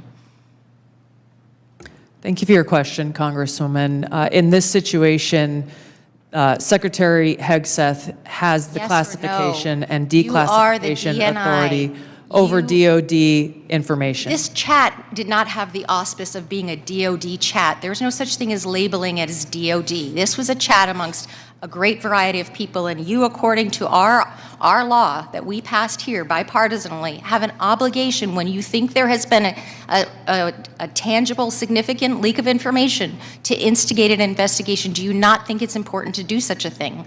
Well, the National Security Council is investigating no? this inadvertent leak. And again, I point to Secretary Hegseth as having the classification. I would argue that classification Secretary authority. Hegseth, if he had the dignity that he needs to have, should be walking his resignation in, because I believe that his probably is heading toward being relieved of his duty based on what I think are significant and illegal leaks, most likely. I would like it if you would please commit to this organization that you will follow the law, and I would like it if you would also investigate what is likely to be more than just this chat, because if there's one, there's more than one. If there's smoke, there's fire. Would you please obligate yourself and your organization to that investigation? Yeah, Congresswoman, yes, I will follow the law. Thank you. I appreciate that. And Director Patel, I learned just recently that you only heard about this yesterday, which blows my mind since I heard about it 2 days ago, and I'm just a low on the dais, junior chipmunk here. Did you really only hear about this yesterday? The exact timeline I'm not aware of, but yeah, I think it was yesterday or the night And now before. that another day has passed, do you Well, believe, actually, it was the night before the hearing. now that another day has passed, do you believe that it's now time potentially for the FBI to open an investigation into this? I'm not going to comment on that. Because you're the director of the FBI, you don't believe it's appropriate to comment on that? Because there's a process in place, there's an ongoing litigation, and the National Security Council is reviewing this matter. And I'm not going to discuss any open or closed That investigations. ongoing investigation, literally, the lawsuit happened today or yesterday afternoon, and the idea that you don't have an opinion on this at this point is frustrating to me. No, it's not. My I'm not final going to question, prejudge any reclaiming my matters, time, my and the men final and women of the question, FBI reclaiming my will time, reclaiming call my the time, balls and strikes. Reclaiming my time, not sir. you. Sir, Mr. Chairman, I'd like to have... Gentlewoman's recognized. You have Thank 4 you. seconds remaining. No, I have more than You have that, 2 because seconds Mr. remaining. Patel would not add... Gentlewoman's time has expired. Mr. Stubbe. Thank you, Mr. Chairman. Director Gabbard, were there any sources described in the signal chat? No, Congressman. Were there any methods described in the signal chat? No. Were there any locations? No. Therefore, due to the fact that there were no sources, no methods, nor locations described in the signal chat, it does not make the discussion classified. Is that correct? That is up to the Secretary of Defense determination. The Democrats are obviously making the assertions that what was in the signal chat was classified and claiming that Secretary Hegseth put this war plan out to the world, which he clearly did not. Were there any names in the signal chat? No. Any targets? No. Any locations? No. Was there a unit name or location of that unit? There was not. Were there any routes described in the signal chat? No. Wouldn't an operational plan contain that type of information? Every operational plan I've ever seen has contained that information. Thank you. Shifting to the real threats to America, the southern border. Due to the previous administration's open border policies, they allowed over 10 million illegals into our country. And during that time, there was 1,511 terrorist-related encounters at land border ports of entry, according to CBP. As someone who fought in the war on terror, I find this deeply offensive that the previous administration would sacrifice the security and safety of the American people in the manner in which they allowed terrorists, criminals, and rapists into our country. In your testimony, you state, and I quote, "Based on the latest reporting available for a year-long period ending October 2024, cartels were largely responsible for the deaths of more than 54,000 U.S. citizens from synthetic opioids. A lot of those citizens are from my home state of Florida. Cartels, narco-terrorists, and other violent transnational criminal organizations have violated the territorial integrity and sovereignty of the United States and have also fueled human trafficking and the opioid epidemic that many of my fellow Floridians have witnessed for far too long. I applaud President Trump and his swift decision to designate the narco terrorists and Mexican cartels as foreign terrorist organizations, and I want to thank each of you for making this a priority to fight against Mexican cartels, traffickers, narco-terrorists that have been responsible for killing hundreds of thousands of Americans. For every narco-terrorist and cartel member violating our sovereignty, poisoning the American people with fentanyl and other illicit opioids, know this: your days are numbered, and know that the full force of the U.S. government will soon address your atrocities once and for all. Director Patel, it's no secret that there is a growing presence of Mexican cartels operating fentanyl synthesis labs just over our border. Just last year, the CBP estimates that more than 21,000 pounds of fentanyl was seized at our borders. That is enough to kill more than twice the population of the world, of our country. What actions are you taking to strengthen the FBI's fight against illicit fentanyl within our borders? Thank you, Congressman. It's good to see you. We have made it a priority at the FBI because fentanyl and illegal narcotics kill an American citizen every 7 minutes. That is a national security crisis, not just at the southern border, but at the northern border. And the Mexican cartels, along with their illicit partners in the CCP and other adversarial countries that are doing harm, are not just taking the fight down south, but they're bringing it up north. So we need to be more vigilant as to what's coming in through our northern border as well. Known and suspected terrorists are flowing in through our northern border more than they are our southern border, I would say, because of the successes we've had in closing the southern border. But when it comes to specifically to fentanyl, we are making, to date, since January 20th, 383 kilograms of seizures of illegal fentanyl, which is enough to kill 29 million Americans. And other than enhancing border security measures, what would be the most worthwhile action the United States could take to eliminate the cartels and stop the flow of illicit fentanyl? I got one answer for you. They're making the precursors in mainland China, and we don't have the authorities to go after that fight there, and we need to take it head on, because without the chemicals and precursors, there is no fentanyl, and they are moving that material around the world and into the United States too freely. Director Gabbard, I'd like to reemphasize the threat that our adversaries are exploiting via fentanyl and other illicit drugs that are entering our country through the border and poisoning millions of Americans nationwide. It's essential that all components of our national security apparatus are united in their efforts to protect the American people and our communities from such harm. Is there any reason to believe that the Mexican government isn't doing enough to finally eradicate the cartels and other transnational criminal organizations operating just over the border? Congressman, I can only speak from my vantage point. As was stated previously by Director Ratcliffe, we have already been introduced to and begun collaborating with our counterparts in the Mexican government. Could there be more done? I would say absolutely yes. I know that the Trump administration across his cabinet are looking at opportunities to be able to do that. And Director Patel just hit on this with CCP and precursors, but to what extent have we seen other malicious actors worldwide partner with the cartels to infiltrate and target the United States? Related to the production of fentanyl. Yes, ma'am. India is one of those countries that is providing some of those precursor materials as well as equipment. Thank you for being here today. My time's expired. The gentleman yields. Mr. Quigley. Thank you, Mr. Chairman. And I know it's all us who are worried about this only, but apparently the Senate Armed Services Committee Chair and Ranking Member requested Inspector General report on this chat. So I'll tell you why more people are worried about this than you might think, and that's Director Gabbard, your position was created post 9/11 because of the horrible intel failure that took place there where we weren't sharing information. It wasn't adequately shared within the community and between our allies. We have to believe that our allies look at this as a colossal mistake and will at least hesitate to a certain extent, wanting to share sensitive information with us that keeps us safe because they're worried about their sources and methods as well. Wouldn't you be at least somewhat concerned that our allies would look at this and say, that wasn't the perfect way to communicate? Congressman, thank you for the question. If that information that was put out in the chat by the Secretary of Defense had included specific sources and methods and targets and names, then the answer would be yes, but that was not the case. Let me stop you there because there's such a limited time. Generals, look, you're here because you got tough spots, so I have to put you on the spots. You're passing information like this just within your agency, and you know that it's going to include, we are go for mission launch, Houthis, sea lanes, the information about the weapon systems. That gets to the Houthi military commanders. Doesn't it make you think they're at least going to say duck? Thank you for the opportunity to weigh in on the issue. Yes, if we were collecting this on our adversaries and we're able to get this information as was asked of General Hawk earlier, we would consider that classified, but it's classified under the collection piece. The data that we're talking about here is the operational data, not the intelligence data. Respectfully, sir, just because we have limited time. Secretaries. The Houthis military leader is going to duck when he hears this, or he's going to take some action, or he's going to try to shoot our planes down, right? If he has actionable intelligence, he will certainly use that. I'm talking about this intelligence. You don't think he can figure out? Houthis is mentioned a couple times, sea lanes. They show the weapon system. At least it's a credible warning to him.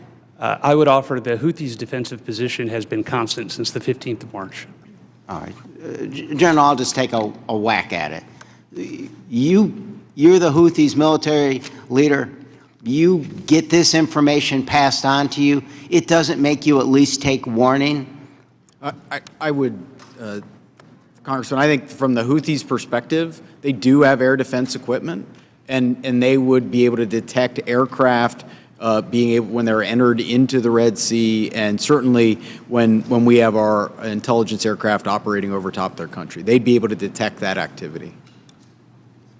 But being forewarned is extraordinarily important. I'll take another stab at it. If just language like this in a different context, okay? But just within your department, sir, your people are passing this information. Do you advise them maybe they don't use Signal on this? Are there other forms? Obviously, they're going to be more secure. What I would offer is the data that we would be passing would be the full target packages and the full set of operational information. Okay, but even if it was just this, do you really want to give the possibilities that they could be breached, hacked, and they would get this information? Wouldn't you, even with just this, sir, respectfully, wouldn't you want to use a more secure means of communicating? I think what I would offer are two things, and hopefully they're helpful to you. One of them would be, in addition to that full package that we would talk about, when the Secretary extracted individual details from that and provided those on Signal, whether individually or in aggregate, that is his decision of what is classified and what is not from an operational aspect. And that's probably the most important relevant piece to there, and I would echo what we've said before. It's the Secretary's authority for the just give me, there's more secure ways of communicating any of this, right? There are, and our adversaries have General, there are, right? To intercept. There's much more secure means that you use, even if you don't think that this is, or you don't want to stick your head out on it. What I would say is the full packages were transmitted within classified, within traditional classified means. But this could have been transmitted in a classified way as well. Thank you. Gentleman's time's expired. The gentleman from Arkansas, the distinguished chair of the Financial Services Committee, Mr. Hill, is recognized. Thank you, Mr. Chairman. And let me say, Director Gabbard and Director Radcliffe, it's so great to have you back in the Longworth House Office building. The food's the same, but you're welcome anytime. Director Ratcliffe, you know, we've served for 10 years together. I'm certainly aware of your extraordinary service at the DNI and here in Congress. And I just have a couple of follow-up questions on this topic of the Signal chat. Were there any war plans distributed in that Signal chat? No, Congressman. And were sources and methods that would compromise our intelligence system or your agents in the field around the world, were they discussed on the Signal chat? No. I appreciate that. I just think that's an important thing to have on the record.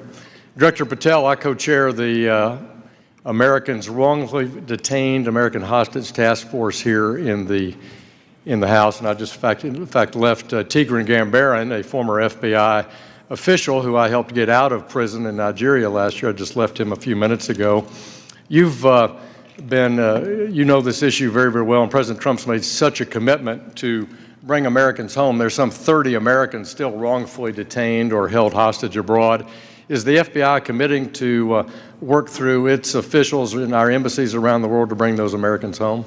Thank you, Congressman. And as you know from my prior service in the prior administration, President Trump brought home over 50 hostages and detainees worldwide, and that effort is being redoubled now until every single American is home. And the FBI, from my perspective, has been given a directive that any wrongfully detained or captured person overseas is a priority to bring back. We're so grateful to the President for making this a priority. We don't want our citizens that hold a blue passport to suddenly be a target in all their interactions around the world. That's wrong, and I'm glad President Trump's made it a priority. I look forward to working with you on that. Since November of 2023, I've been pursuing aggressively in this committee the U.S. government's policies and procedures for handling border encounters, specifically known or suspected terrorists. To quote former FBI directors, testimony before the Senate, they're blinking lights everywhere of concern. But despite my numerous attempts, including multiple briefing requests, letters, legislative provisions, a GAO report requested, the prior administration refused to provide requested information and data on what the public now knows was a very dangerous situation along the U.S. borders that President Trump now has as a priority of fixing. In January 2024, there were 176,000 encounters along the southern border, with 51,000 occurring at ports of entry and 124,000 between ports of entry.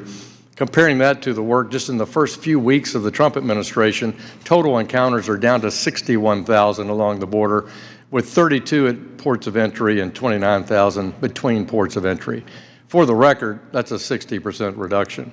Director Patel, since President Trump took office in January, as we've seen these plummeting border encounter numbers, has the country seen a drop in known or suspected terrorist encounters at the border?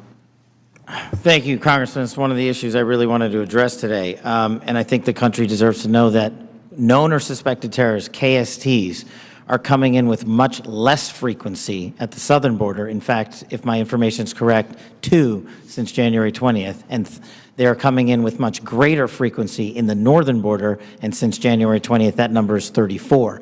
And those metrics carry out over the last year in terms of ratio. So what it tells me is that known or suspected terrorists, the individuals that want to do the most harm to this country, are utilizing the northern border, and we got to refocus assets up there. Yeah, which I think is good. And I'm glad the prior administration did declassify the ISIS arrests in Philadelphia and did declassify the citizen that was coming across the northern border to do harm on Election Day. That's good, but we have much more to do. And Director Gabbard, I need your help working with your colleagues here.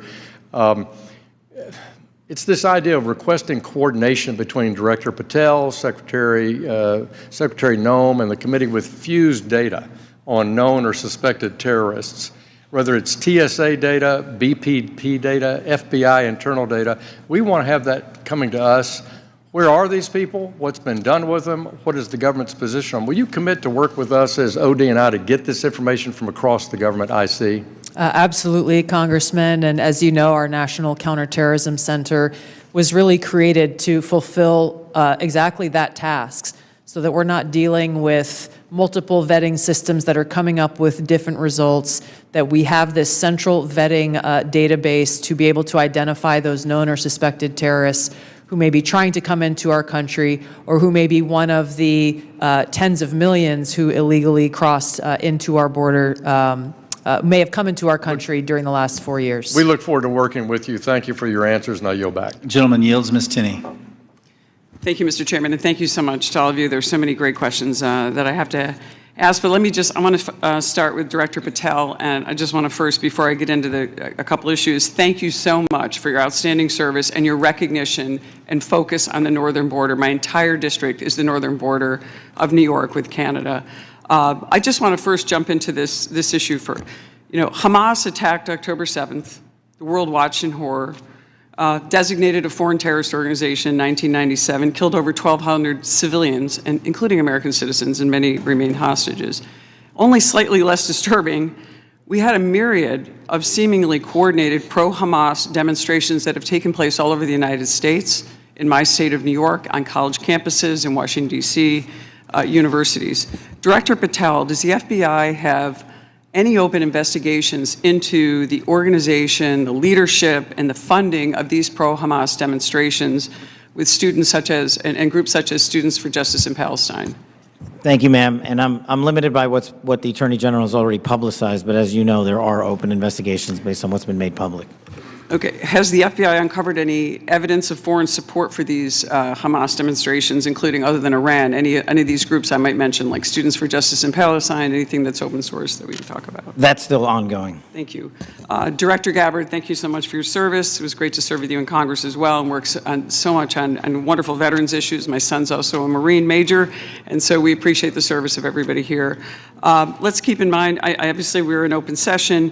Do you have anything or ongoing intelligence to suggest there's foreign support from governments, non-government groups, and individuals that have helped these pro-Hamas demonstrations all across America, including on university campuses?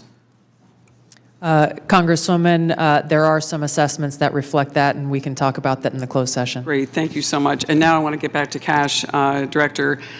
Great work on the northern border. I'm one of the co-founders of the Northern Border Security Caucus, and your information has been tremendous. Once I got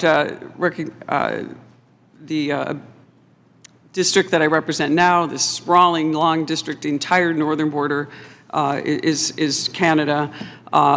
And as you say, 358 suspects on the terror watch list. Almost 90% of the suspects on the terror watch list are coming across our northern border. I'd love to talk to you. What is the FBI doing specifically dealing with this northern border, and what access point are you? Who are you working with? Is there a way that we have got a way to handle this with the foreign terror threats? And I say this in light of my district specifically, where New York State, led by Democrats, by the way, is notorious for their unwillingness to work with law enforcement. Under Governor Cuomo, we cut off the ability. I know Congressman Quigley talked about working together after 9/11. The state hit hardest by 9/11, and Governor Cuomo put in a law that prohibited law enforcement from working together in 2019. What are we doing so we can work with New York, the government and others, to make sure that this doesn't happen across our New York northern border? Well, one, and this is out of my lane, but what we need to be doing is working with the Canadian government because they sit on top of our northern border. We do have the problem of tyranny of distance and sheer geography as compared to the southern border, but when we were told that the Mexican government would not work with us, we overcame that hurdle, and we've seen the immediate results, as I highlighted to your colleague, about northern border contacts with KSTs versus the southern border. The other thing we can be doing is working across every northern border state who has a geographic border with Canada and their local and state affiliates, which we are doing at the FBI. But it is such a vast enterprise that we would need a huge increase in resources to cover down on that the way we do in Mexico. In addition, thank you for that. In addition with working with the Canadians, are you also working with the New York State government? Because we do have a number of interesting assets, a sprawling Akwesasne Mohawk Reservation that kind of goes across the northern border with New York and Canada. Are those types of things ways that you can work with the New York government and also in coordination with the Canadian Royal Police? Absolutely, ma'am, and you highlight a great point. A lot of the northern border touches upon tribal lands, and we need to work with tribal leaders throughout the country as effectively as we do with state and local governments, and at the FBI we're doing just that. Thank you so much, and I really appreciate all of your service, and I yield my time back. Gentleman yields. Gentleman from Texas, Mr. Fallon's recognized.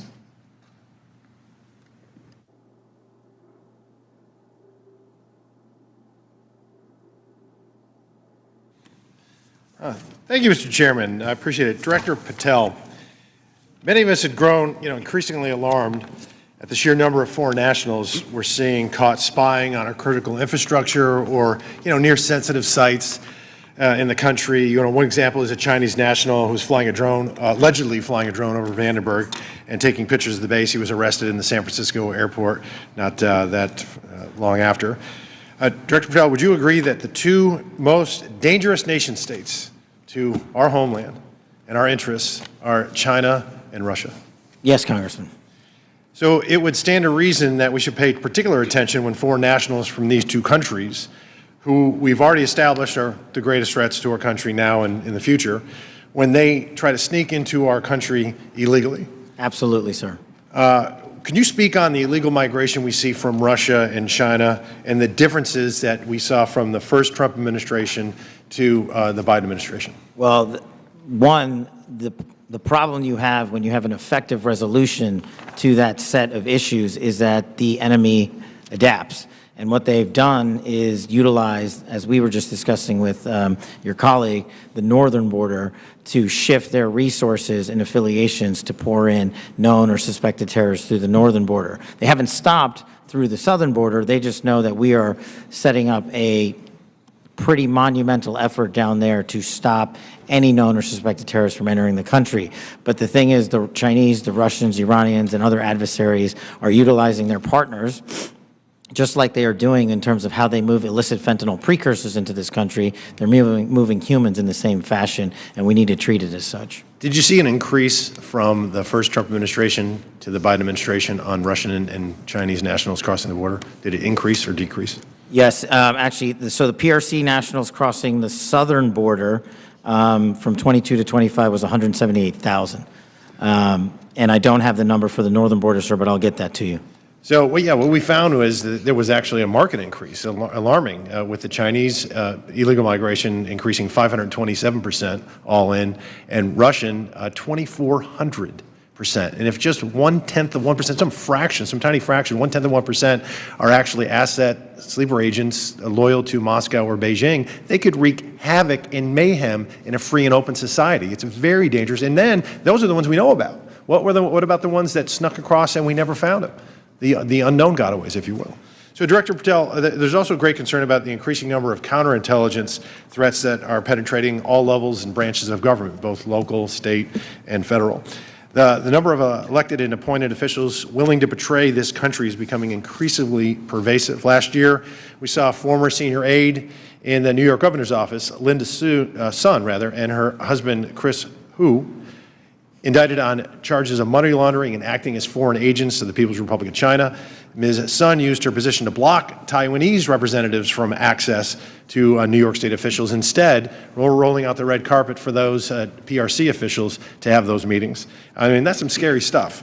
So when we have someone like Sue Terry, who also worked covertly spying on Korea, while working simultaneously with various think tanks, and she had been national security official, and she'd worked for the CIA and the National Security Council. And because of her job, members of Congress and their staffs had access to these Korean intelligence officials, and she was paid with, thousands of dollars in luxury gifts. But Director Patel, I get that these investigations are ongoing and sensitive. But to the extent that you can, could you please briefly highlight the severity of these counterintelligence threats, including a rough estimate of the number of open counterintelligence cases that are pending? We have many, and I'll get you the exact number, sir, in closed session. But what it highlights is that the enemy is not relenting. They're actually doubling down and tripling down on their efforts, and there's no sector in government that they won't go to and try to infiltrate and penetrate access and turn people in this country against our own nation. So that is a national security threat of our time, as is the terrorism threat and as is the fentanyl threat. It needs to be treated as such equally, and at the FBI we're doing that. Thank you. And Director Patel, will you commit to providing this committee with classified briefing on the severity, the FBI processes and procedures, including defensive briefings related to counterintelligence threats involving elected and or appointed officials? For defensive briefings, Congressman, I commit to you that the FBI will give you everything we have in our holdings. I can't comment on other people's. Thank you. And Mr. Chairman, I want to thank all the witnesses for being here, particularly Mr. John Ratcliffe, Congressional District 4 as well. I yield back. Gentleman yields. Just got notice that the baseball shooting report discussed by Vice Chairman Kelly earlier today has been delivered to our SCIF, and I appreciate, Director Patel, your responsiveness to that issue. Thank you so much for your commitment and the appropriate transparency demonstrated in that. We appreciate that very much. Since each member has had an opportunity to question our witnesses, I will now close this portion of the hearing, and we'll reconvene in closed session at 2 p.m. in the HIPSI spaces. I ask the public and staff to please remain seated until our witnesses depart. Thank you.